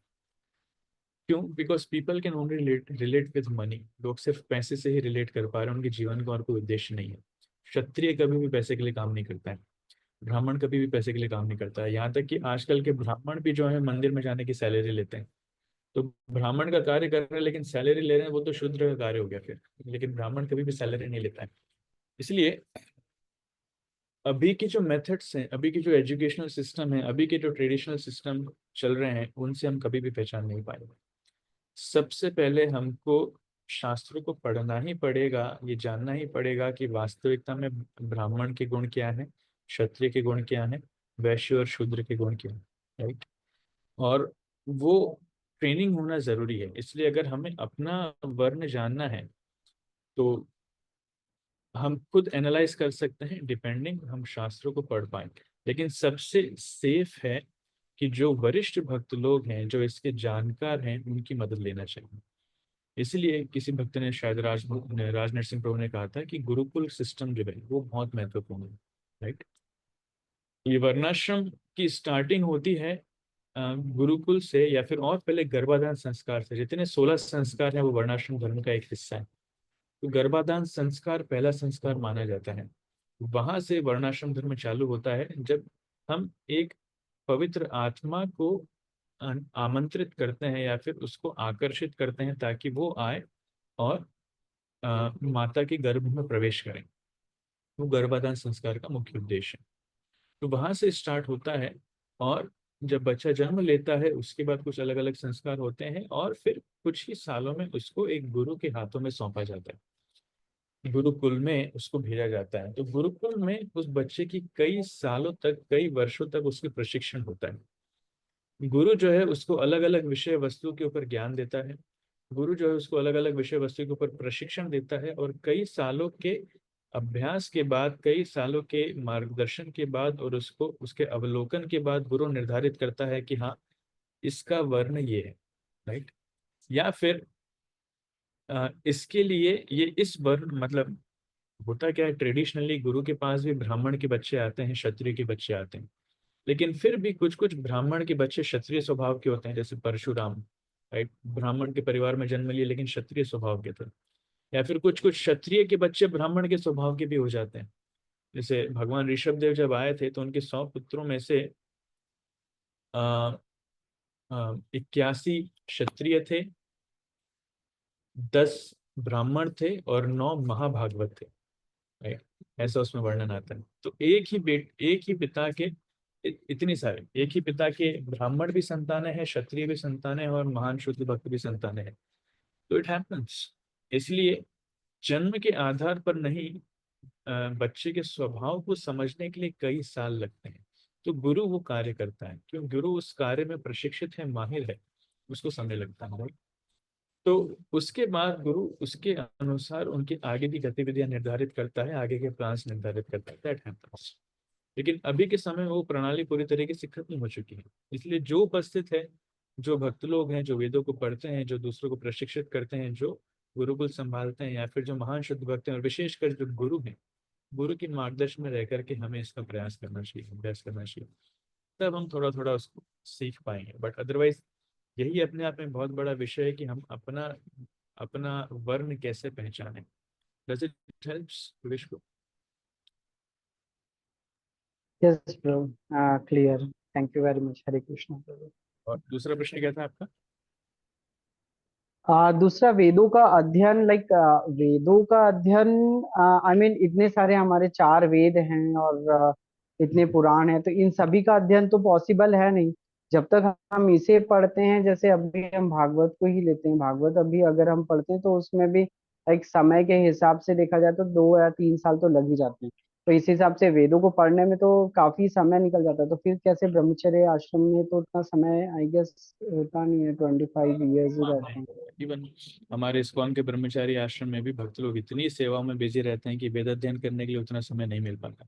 पहले के जमाने में बच्चे बचपन से ही घंटों घंटों बैठ करके वेद अध्ययन करते हैं, श्लोक पढ़ते हैं, गाना सीखते हैं, याद करते हैं, लेकिन इस्कॉन के ब्रह्मचारी आश्रम में उतना समय नहीं मिल पाता। बात सही है, और एक्चुअली उसकी उतनी आवश्यकता भी नहीं है, क्योंकि कलयुग में वैसे ही लोगों की उम्र कम है और बुद्धि भी कम है, शक्ति भी कम है। इसलिए बेस्ट तरीका है कि जो हमारे लिए जितना आवश्यक है उतना हम करें।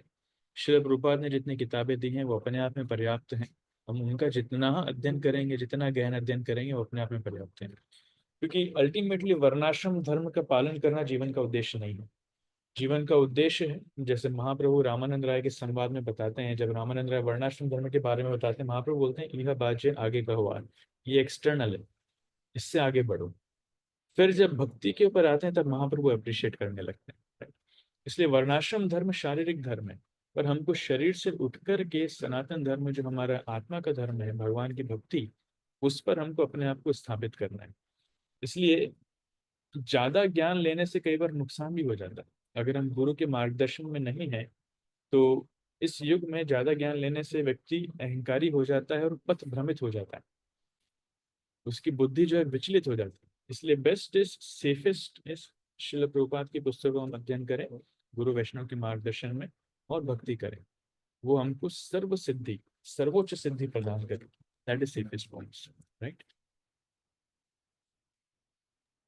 थैंक यू प्रभु। हरे कृष्णा।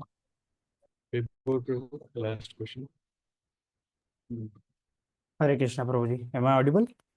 यस प्रभु। यस प्रभु जी, हरे कृष्णा।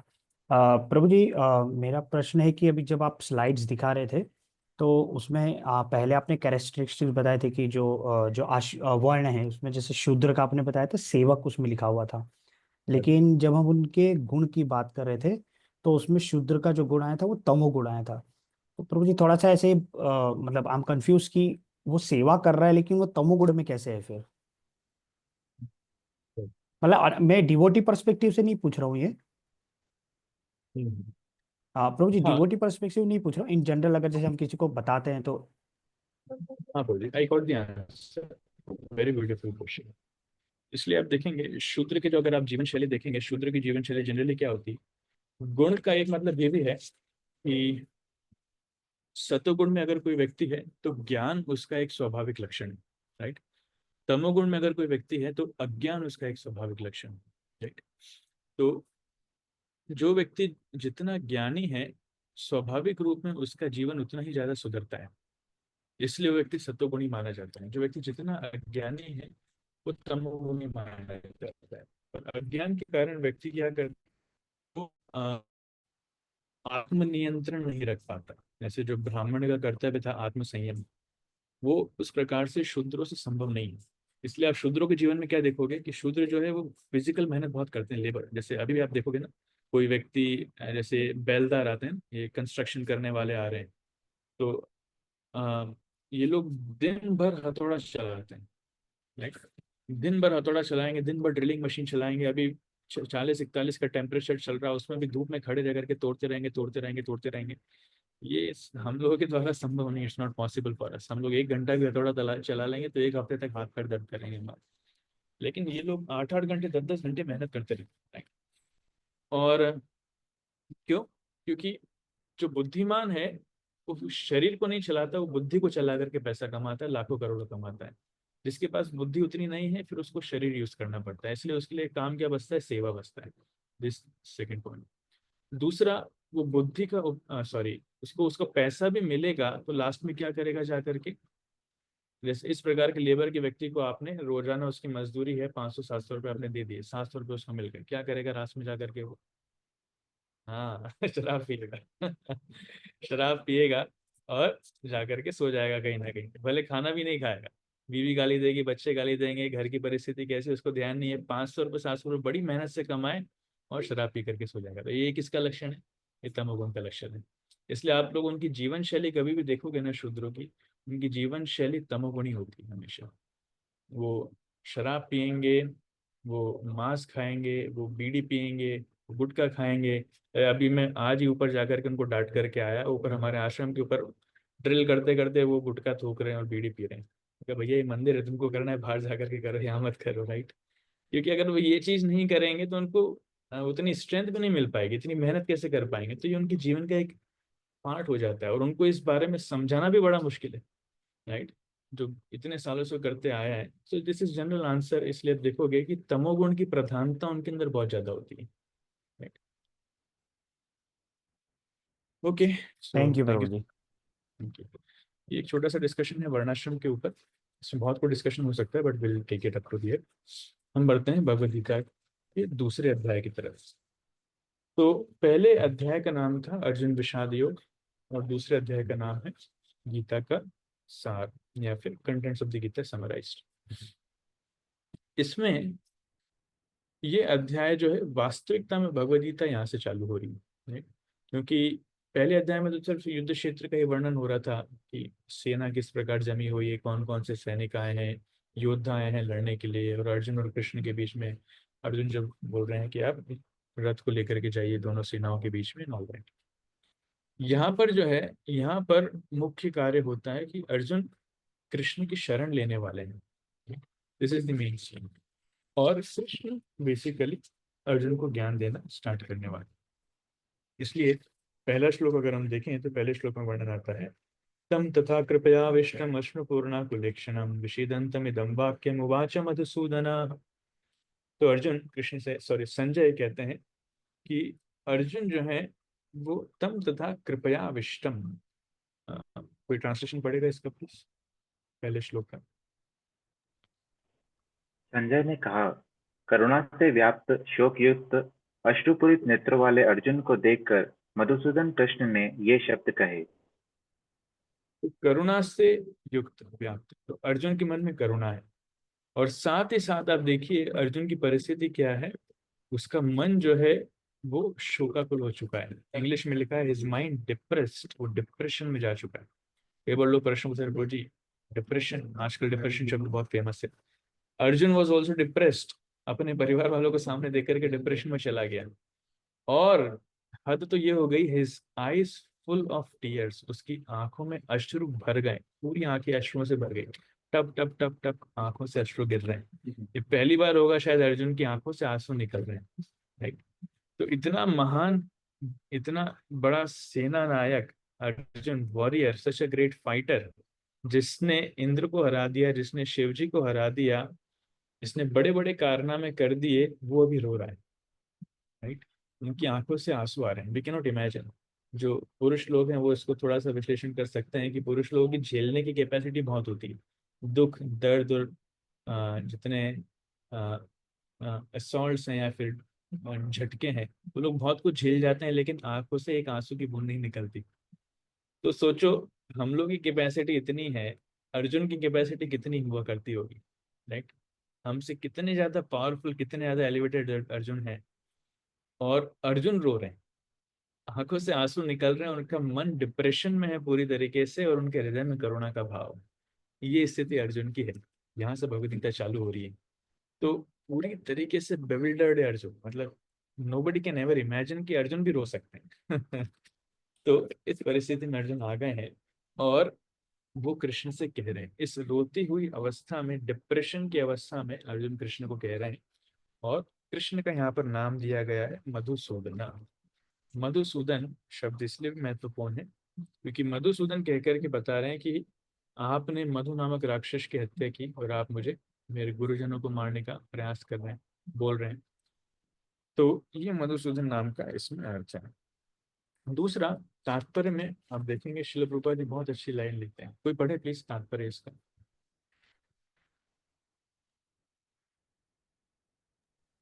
पढ़ेगा इसका तात्पर्य? हरे कृष्ण भौतिक प्रभु। पदार्थों के प्रति करुणा, शोक और अश्रु तथा अश्रु ये सब असली आत्मा को न जानने के लक्षण हैं। शाश्वत आत्मा के प्रति करुणा ही आत्म साक्षात्कार है।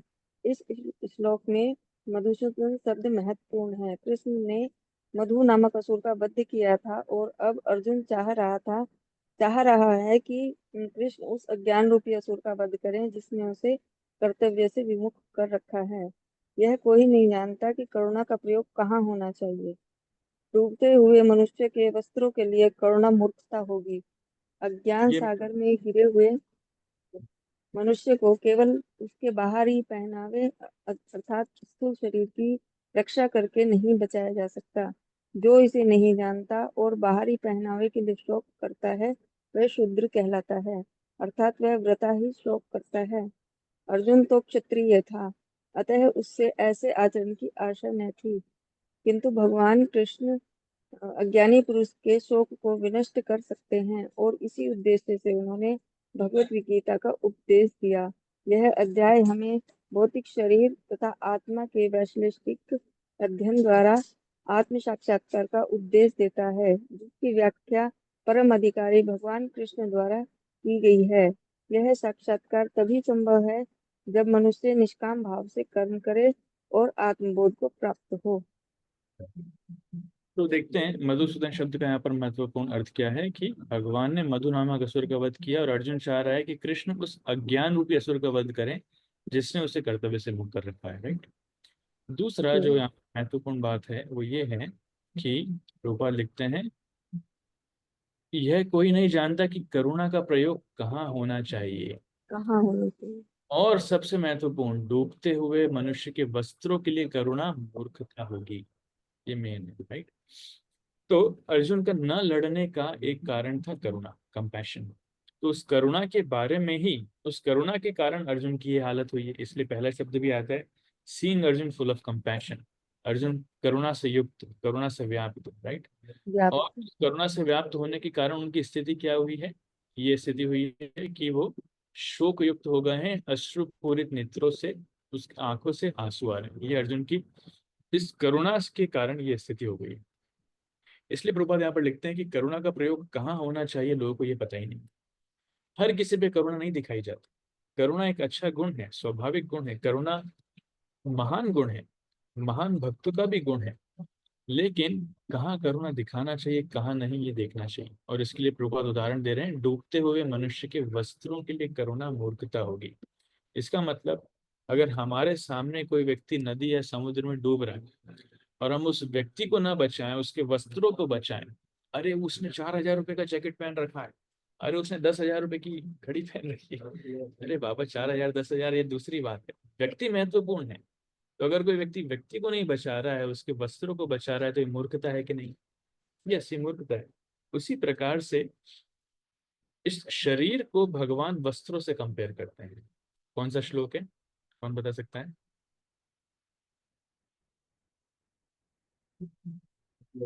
वासां से जीर्णानि विहाय निगृह्णाति नरोपराणि तथान्यानि विहाय जीर्णानि अन्यानि संयाति नमानि देहि। तो वासांसी भगवान शरीर को वस्त्रों से कंपेयर करते हैं। जैसे एक व्यक्ति वस्त्र बदलता है, उसी प्रकार से आत्मा शरीर बदलती है।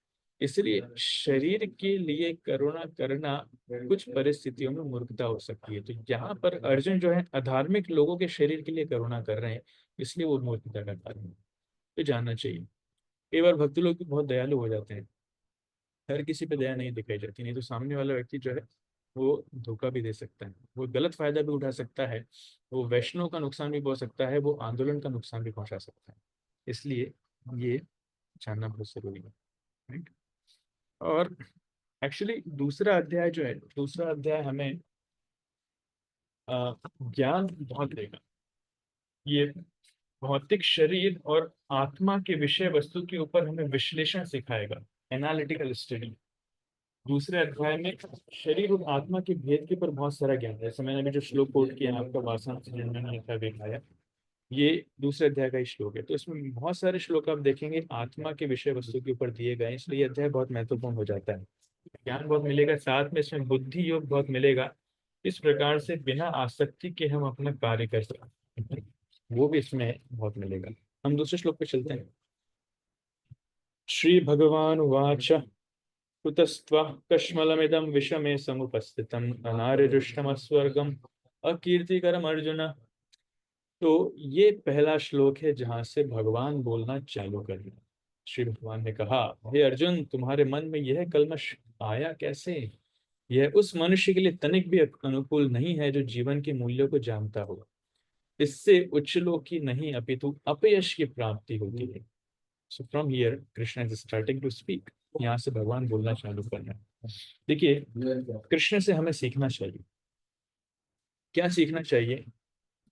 पूरा एक अध्याय 46 श्लोक कृष्ण ने सुने हैं अर्जुन से।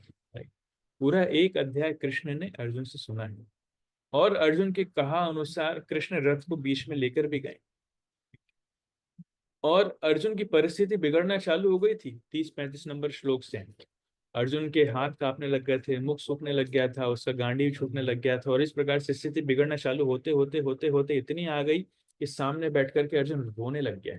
कई बार होता है ना, हम लोग भक्ति में आते हैं, अगर कोई व्यक्ति थोड़ा सा किसी को प्रचार कर रहे हैं, अगर कोई थोड़ा दुखी भी हो जाए तो हम घबरा जाते हैं, अरे यार ये दुखी ना हो रहा है, छोड़कर ना चल रहा है, प्रचार बहुत जरूरी, व्यक्ति इंपॉर्टेंट है, उसको कंफर्ट करना। अरे नहीं नहीं नहीं, आप दुखी मत हो, आप परेशान मत हो, सब ठीक है, सब ठीक है, ऐसा नहीं होता, वैसा नहीं होता। अर्जुन को भगवान ने कुछ बोला ही नहीं। अर्जुन की परिस्थिति बिगड़ती रही बिगड़ती रही बिगड़ती रही, इतनी कि अर्जुन जैसा व्यक्ति रोने लग गया, और भगवान तब तक कुछ नहीं कह रहे। अब आकर के भगवान दूसरे अध्याय में कहना चालू कर रहे। इससे क्या सीखने को मिलता है?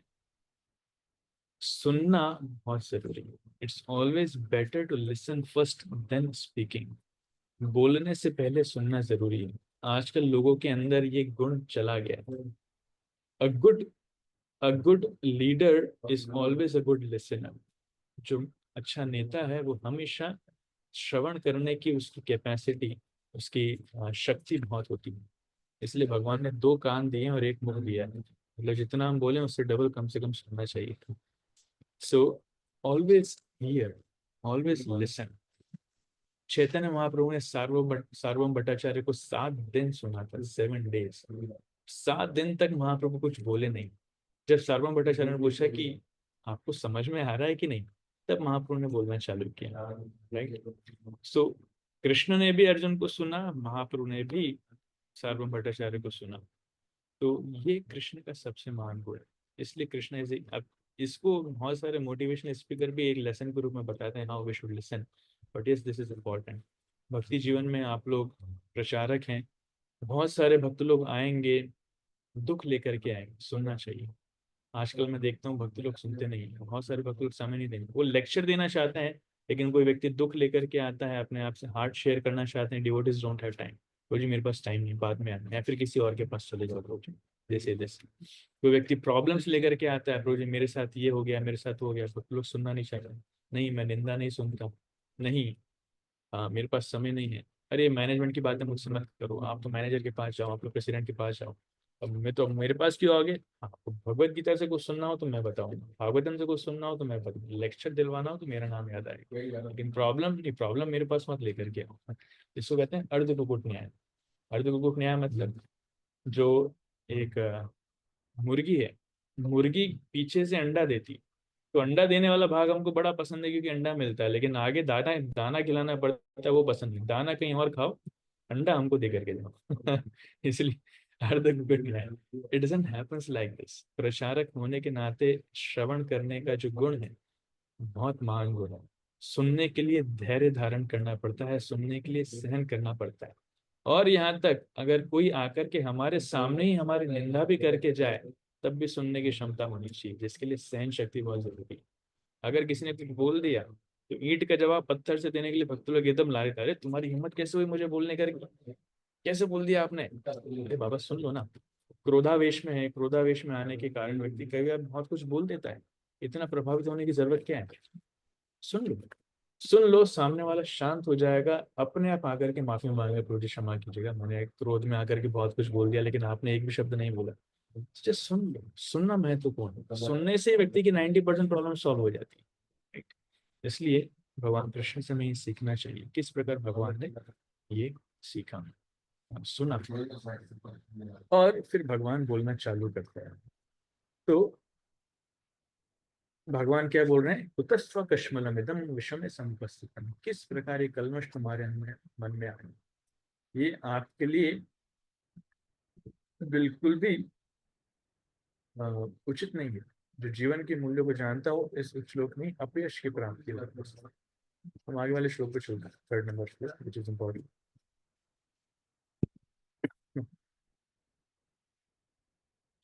क्लैब्यमास्मगमः पार्थ नैतत् नैतत्त्वयुपपद्यते, क्षुद्रं हृदय दौर्बल्यं तत्त्वोत्तिष्ठ परन्तप। Yeah, this is important.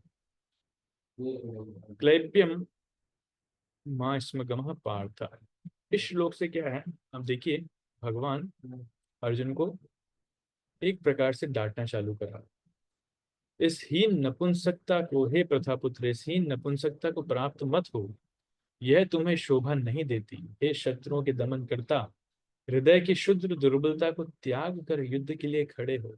This is the first verse, भगवान के कहे जाने वाले प्रारंभ के शब्दों में से ये एक है। Right? तो भगवान यहाँ पर अर्जुन को प्रथापुत्र के रूप में संबोधित कर रहे हैं। प्रथा कृष्ण के लिए आपको पता है, बस ऑल यू। यहाँ पर आपको एक और चीज दिखाना चाहता हूँ, तो महत्वपूर्ण है।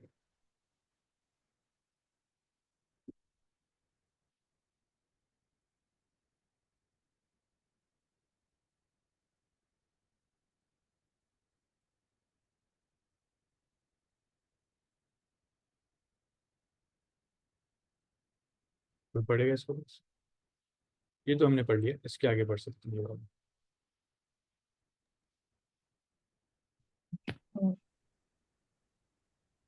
आपने राक्षस मधु का वध किया, इसलिए आपका नाम मधुसूदन है। लेकिन आप मुझे मेरे दादा और शिक्षक को मारने के लिए कह रहे हैं। यह संकेत है, यह सब ठीक है कि आपका नाम मधुसूदन है। आपने एक राक्षस का वध किया था जिसका नाम मधु था, लेकिन आप मुझसे पूछ रहे हैं मधु भीष्मसूदन। भीष्म मेरे दादा हैं और द्रोणाचार्य। सूदन का अर्थ है हत्यारा, वो मैं कैसे हो सकता हूँ। हरे कृष्ण। राइट, तो ये श्लोक है और इसका आगे वाला श्लोक है, फिर हम देखेंगे 3 श्लोक की समीक्षा एक साथ करेंगे। एक श्लोक हम और पढ़ते हैं, फिर मैं आपको कुछ महत्वपूर्ण सिद्धांत बताऊंगा। भगवान इस प्रकार जब कहा तब अर्जुन जवाब देते हैं, कथम भीष्ममहं संख्ये द्रोणम च मधुसूदनम इषुभिः प्रतियोत्स्यामि पूजार्हावरिसूदन। अर्जुन ने कहा, हे शत्रुहंता, हे मधुसूदन, मैं युद्ध भूमि में किस तरह भीष्म तथा द्रोण जैसे पूजनीय व्यक्ति को उलट कर बाण चलाऊं। ये 3 श्लोक हैं, 2 से लेकर के 4 तक। आप लोग अपनी अपनी भगवद गीता रेफर कीजिएगा, श्लोक संख्या 2, 3 और 4। इसमें भगवान जो है, एक्चुअली भगवान अर्जुन की इंसल्ट कर रहे हैं एक प्रकार से। इंसल्टिंग मैं आपको बताऊंगा, फिर आप लोग बता सकते हैं। इन 3 श्लोकों में देख बता सकते हैं भगवान किस प्रकार कौन से शब्दों का प्रयोग करके अर्जुन की इंसल्ट कर रहे हैं। श्लोक संख्या 2, 3 और 4। क्लैब्यम क्लैब्यम, यस, वेरी गुड। क्लैब्यम मतलब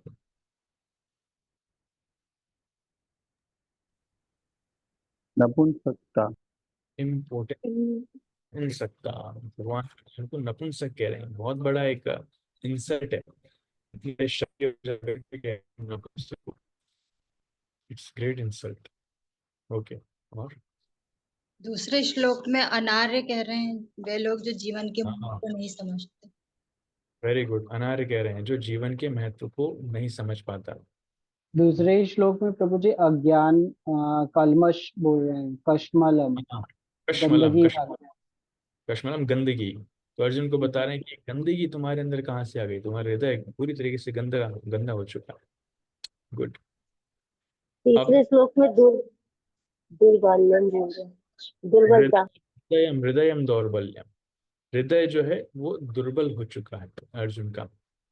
वेरी गुड।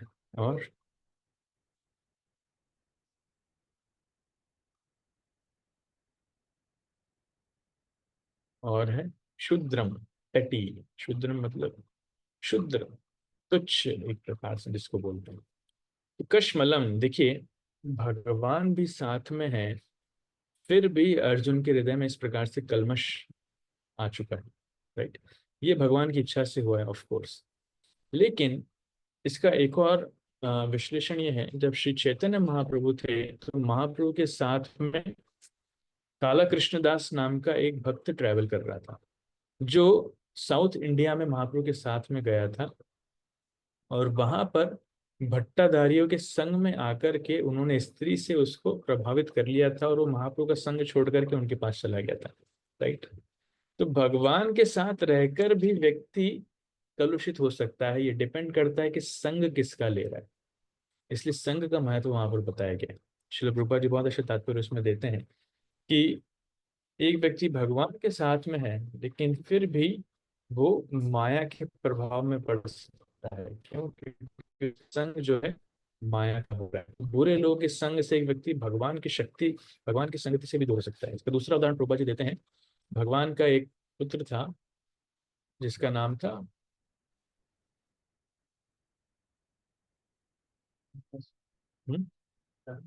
नरकासुर, जिसका नाम था नरकासुर। वो असुर बन चुका था।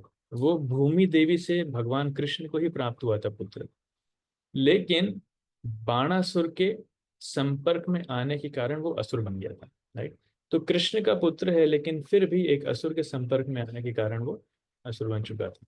तो ये दुस्संग का प्रभाव है। इसलिए ये आश्चर्य की बात नहीं। कभी कभी भक्त लोग पूछते, अरे प्रभु जी उनके साथ ऐसा कैसे हो गया, वो तो गुरु महाराज के साथ में रहते थे, अरे उनके साथ ऐसा कैसे हो गया, वो तो इतना मंदिर के अंदर रहते थे, भक्तों के संग में रहते थे, इतनी सेवा करी।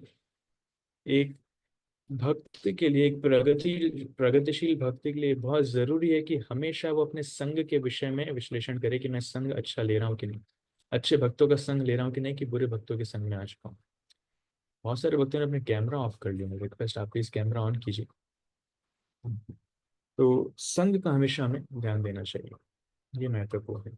तो कश्मलम, और अर्जुन से इस प्रकार की बात एक्सपेक्टेड नहीं है, इसलिए भगवान इन शब्दों को कह करके अर्जुन का एक प्रकार से इंसल्ट कर रहे हैं, ये जानना जरूरी है। और फिर अगले श्लोक में, चौथे श्लोक में अर्जुन भगवान को कह रहे हैं कि आप मुझे भीष्म सूदन, आप भीष्म देव की हत्या करने के लिए मुझे कह रहे हैं।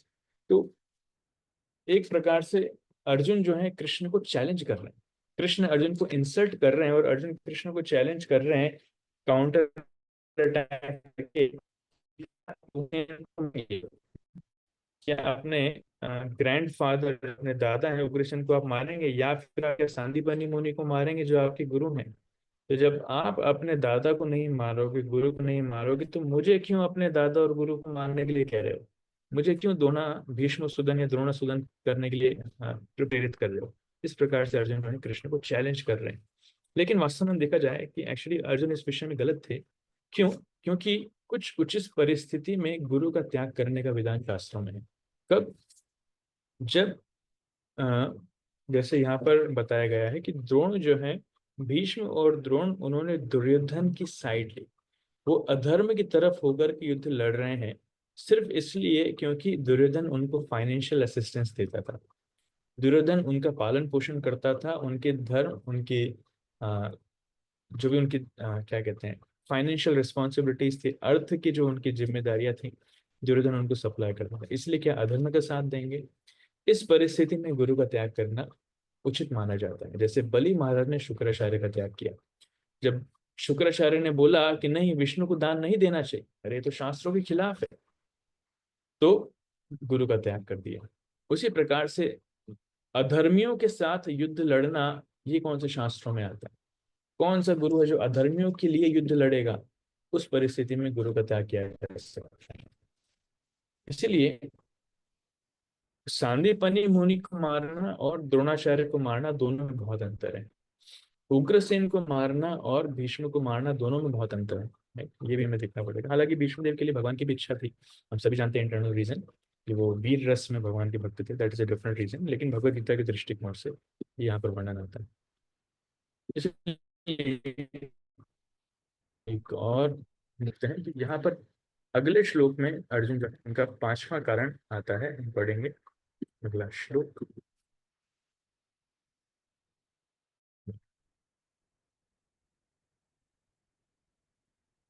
ये तो हो गया इसकी व्याख्या। गुरुन् हत्वा हि महानुभावान् श्रेयो भोक्तुं भैक्षमपि ह लोके हत्वार्थ कामांस्तु गुरून् हैव भुञ्जीय भोगान् रुधिरप्रदिग्धान्। ऐसे महापुरुषों को जो मेरे गुरु हैं, उन्हें मारकर जीने की अपेक्षा इस संसार में भीख मांग कर खाना अच्छा है। भले ही वे सांसारिक लाभ के इच्छुक हों, किंतु हैं तो गुरुजन ही। यदि उनका वध होता है तो हमारे द्वारा भोग्य प्रत्येक वस्तु उनके रक्त से सनी होगी। राइट। तो अर्जुन यहाँ पर बोल रहे हैं इस प्रकार उनको मारने की अपेक्षा भीख मांग कर खाना अच्छा है। He is telling like this.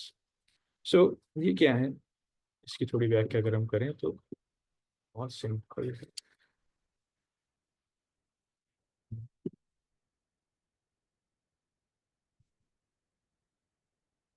यहाँ आती है पांचवी आपत्ति। पांचवी आपत्ति क्या है? पांचवा कारण वो है इनडिसिजन, दुविधा।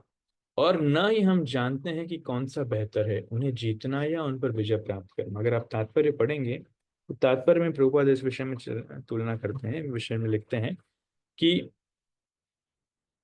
युद्ध लड़कर के उनको मारना, उनके ऊपर विजय प्राप्त करना, या फिर युद्ध छोड़ करके जाना, भिक्षु की तरह अपना जीवन जीना। अर्जुन को कुछ समझ में नहीं आ रहा है कि युद्ध लड़ूं कि ना लड़ूं, मेरे साथ क्या हो सकता है। टोटली इनडिसिजन। हम देखते हैं कि यहाँ पर बोल रहे हैं मैं भीख मांग करके अपना जीवन यापन कर लूंगा, लेकिन इसके ठीक अगले ही श्लोक में अर्जुन बोलते हैं कार्पण्य दोषोपात स्वभाव। मुझे कुछ समझ में नहीं आ रहा। पृच्छामि त्वां धर्म सम्मूढ़। मैं आपसे ही पूछता हूँ, आप बताइए मेरी स्थिति क्या है। इसलिए जो पिक्चर है यहाँ पर आपको दिख रहा है, अर्जुन नीचे बैठे हैं।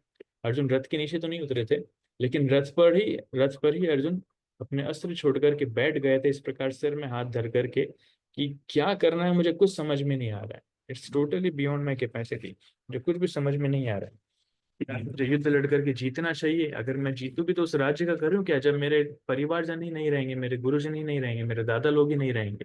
अगर हार जाऊं तो हार करके, पर युद्ध लड़के भी फायदा क्या है। इससे बेटर है मैं भीख मांग करके अपना जीवन जी लूं, लेकिन क्षत्रिय के लिए वो भी संभव नहीं है। भीख कैसे मांगूंगा। अर्जुन पूरी तरीके से विचलित हो चुके हैं। इसलिए पांचवा कारण बता रहे हैं कि यहाँ पर पांचवा कारण क्या है, इनडिसीजन।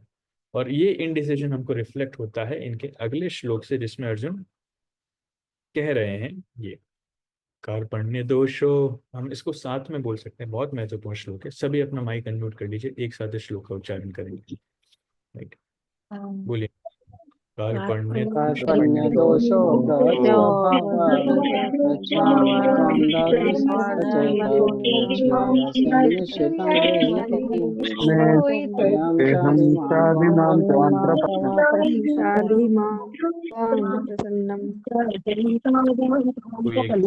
इसको पढ़े, इसका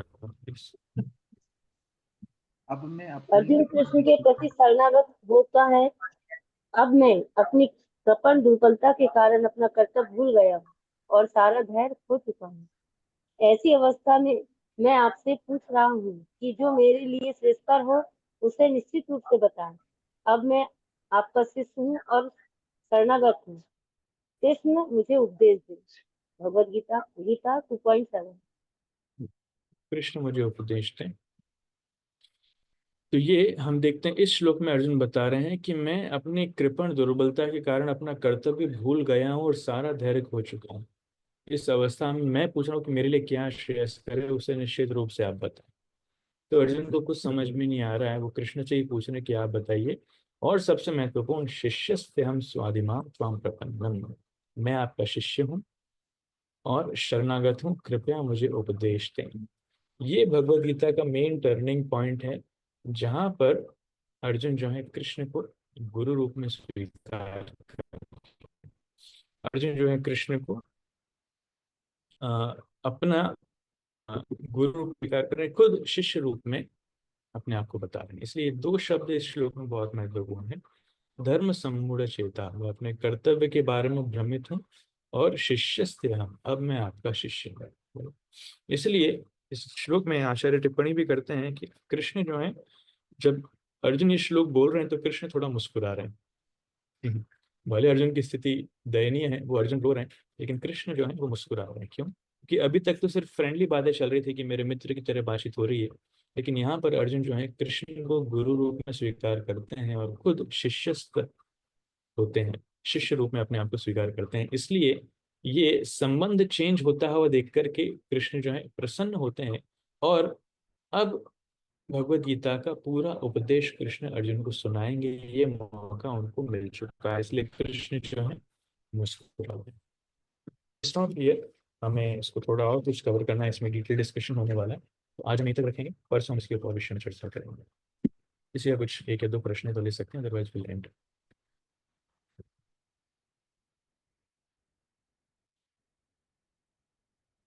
कोई प्रश्न किसी का?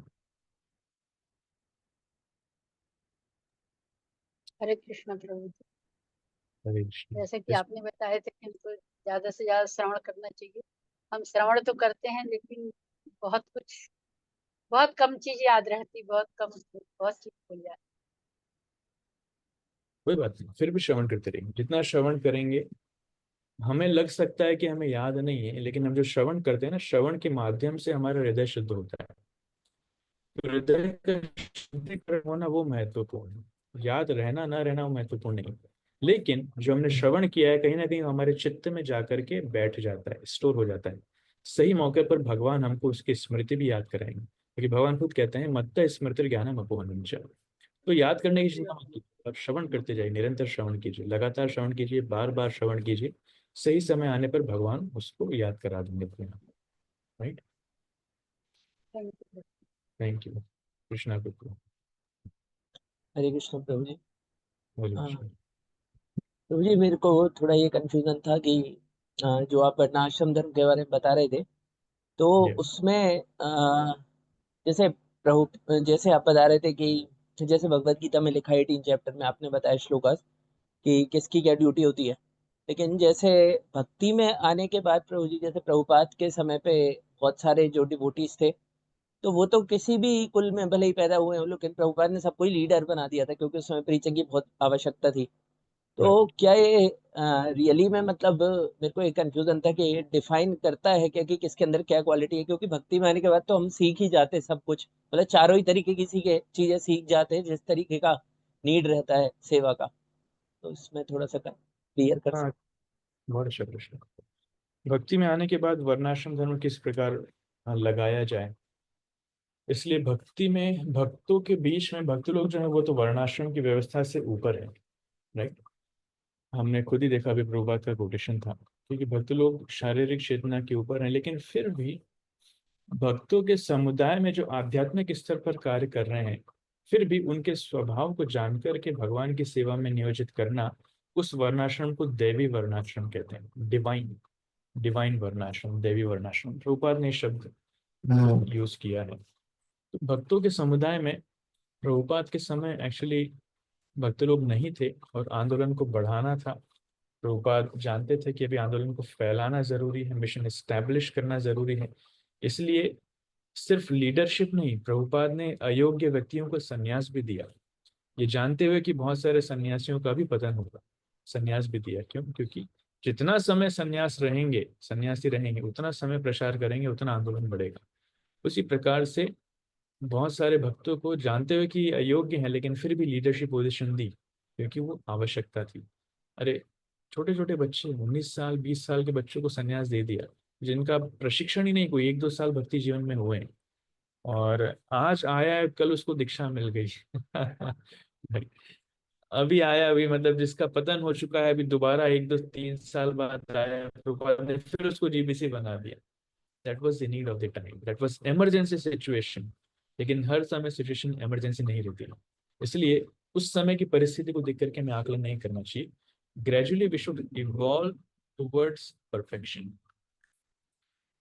देखिए, उस परिस्थिति में रह करके जब हमने वर्णाश्रम के प्रिंसिपल्स को फॉलो नहीं किया, या फिर कहा जाए भक्तों का स्वभाव देख करके उनको उचित सेवा नहीं दी, फिर भी भक्तों ने इतनी महान सेवा की, तो सोचिए भक्तों का स्वभाव देख करके हम उनको सेवा देंगे तो आंदोलन कितना ज्यादा फैलेगा, और भक्त लोग कितने सुरक्षित रहेंगे, भक्त लोग कितने प्रसन्न रहेंगे।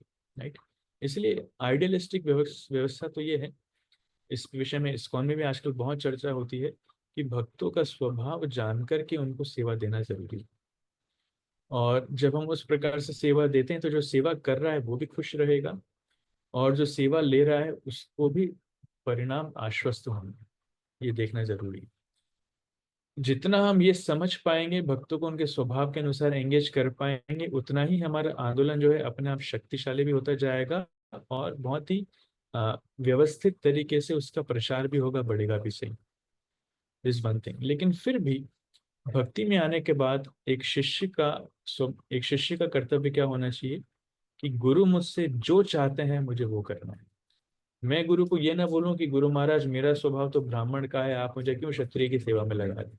गुरु महाराज, जैसे कई बार होता है ना, भक्त लोग स्टोरी सुनाते हैं, मैं आईआईटी से आया हूँ, मैं तो प्रचार करने के लिए और आपने मुझे चपाती बेलने के लिए लगा दिया। अरे भाई, गुरु ने जो बोला है हमको वो करना है। शिष्य का काम है गुरु के द्वारा दी गई सेवा को करना। हमको ये नहीं देखना चाहिए कि मैं प्रचार करने के लिए योग्य हूँ या फिर मैं शास्त्र पढ़ने के लिए योग्य हूँ और आप मुझे चपाती बनाने में लगा रहे हो या मुझे पुस्तक बेचने में लगा रहे हो और मुझे बर्तन घीसने में लगा रहे हो, झाड़ू लगाने में लगा रहे हो। ये सब नहीं, ये गलत धारणा है। शिष्य के लिए माता जी कोट करिए, गुरु मुख पद्म वाक्य चित्ते दे करिए आपके। जो गुरु आदेश देते हैं वही हमें हृदय से स्वीकार करना चाहिए, वही हमारे प्राण के रूप में, जीवन और प्राण के रूप में स्वीकार करना चाहिए। तो शिष्य का अनुभव होना चाहिए कि मैं कौन से वर्ण कौन से आश्रम में आता हूँ, ये सब देखना गुरु का कार्य है, गुरु का काम है। मेरा काम है गुरु जो सेवा दे रहे हैं मुझे वो करना है। अगर मैं उसके लिए योग्य हूँ तो बहुत अच्छी बात है, अगर योग्य नहीं हूँ तो मुझे योग्य बनने का प्रयास करना चाहिए। लेकिन ये नहीं देखना चाहिए कि गुरु महाराज आप तो मुझे कंस्ट्रक्शन में लगा रहे हो लेकिन मेरी डिग्री तो सीए की है, मैं कॉमर्स वाला हूँ, मुझे थोड़ी सिविल कंस्ट्रक्शन की डिग्री मिली। नहीं नहीं, गुरु जो बोलेंगे वो करना पड़ेगा। गुरु महाराज आप मुझे अकाउंटिंग में लगा रहे हो लेकिन मैं तो इंजीनियरिंग बैकग्राउंड से आया हूँ, मैंने तो कंप्यूटर साइंस में इंजीनियरिंग करी है, अकाउंटिंग का तो ए भी नहीं आता। गुरु ने बोला है तो सीखो, सब करना सीखो। इसलिए हम देखते हैं प्रभुपाद के आदेशों को प्रभुपाद के शिष्यों ने बहुत सीरियसली लिया, इसलिए वो महान है, वो धन्य है। उनके कारण आज इस्कॉन आंदोलन इतना आगे बढ़ा है। तो मेन आध्यात्मिक जीवन में ये सेंट्रल पॉइंट है गुरु के आदेश, जिसके लिए शिष्य का जीवन प्राण सब कुछ है, वो सब कुछ दे सकता है। और गुरु का कार्य या फिर लीडर का कार्य है कि जितने भक्त हैं, जितने शिष्य हैं, जितने फॉलोअर्स हैं, उन सबको योग्यता देख करके एंगेज किया जाए। एक्चुअली प्रभुपाद करते भी थे। जो पेंटिंग कर सकता है प्रभुपाद उसको पेंटिंग बनाने के लिए कहते थे, जो कंस्ट्रक्शन कर सकता है प्रभुपाद उसको टेम्पल कंस्ट्रक्शन के लिए कहते थे। जैसे श्याम सुंदर प्रभु को जगन्नाथ जी के विग्रह बनाने के लिए कहा, क्योंकि वो कारपेंटर थे, राइट। तो प्रभुपाद जहां जहां जितना देख पाए वहां पर प्रभुपाद ने उनकी क्षमताओं के अनुसार भक्तों को एंगेज किया, लेकिन कई जगह कॉम्प्रोमाइज भी किया क्योंकि उस समय की नीड थी। Does it help you? Thank you so much, bro. I got the point. Thank you so much, Moji. हरे कृष्णा, समय पे रखते हैं। बहुत बहुत धन्यवाद। हरे कृष्णा प्रभु जी। हरे कृष्णा प्रभु जी, दंडवत प्रणाम। संवेद पूर्वक हरे कृष्ण प्रभु। हरे कृष्ण।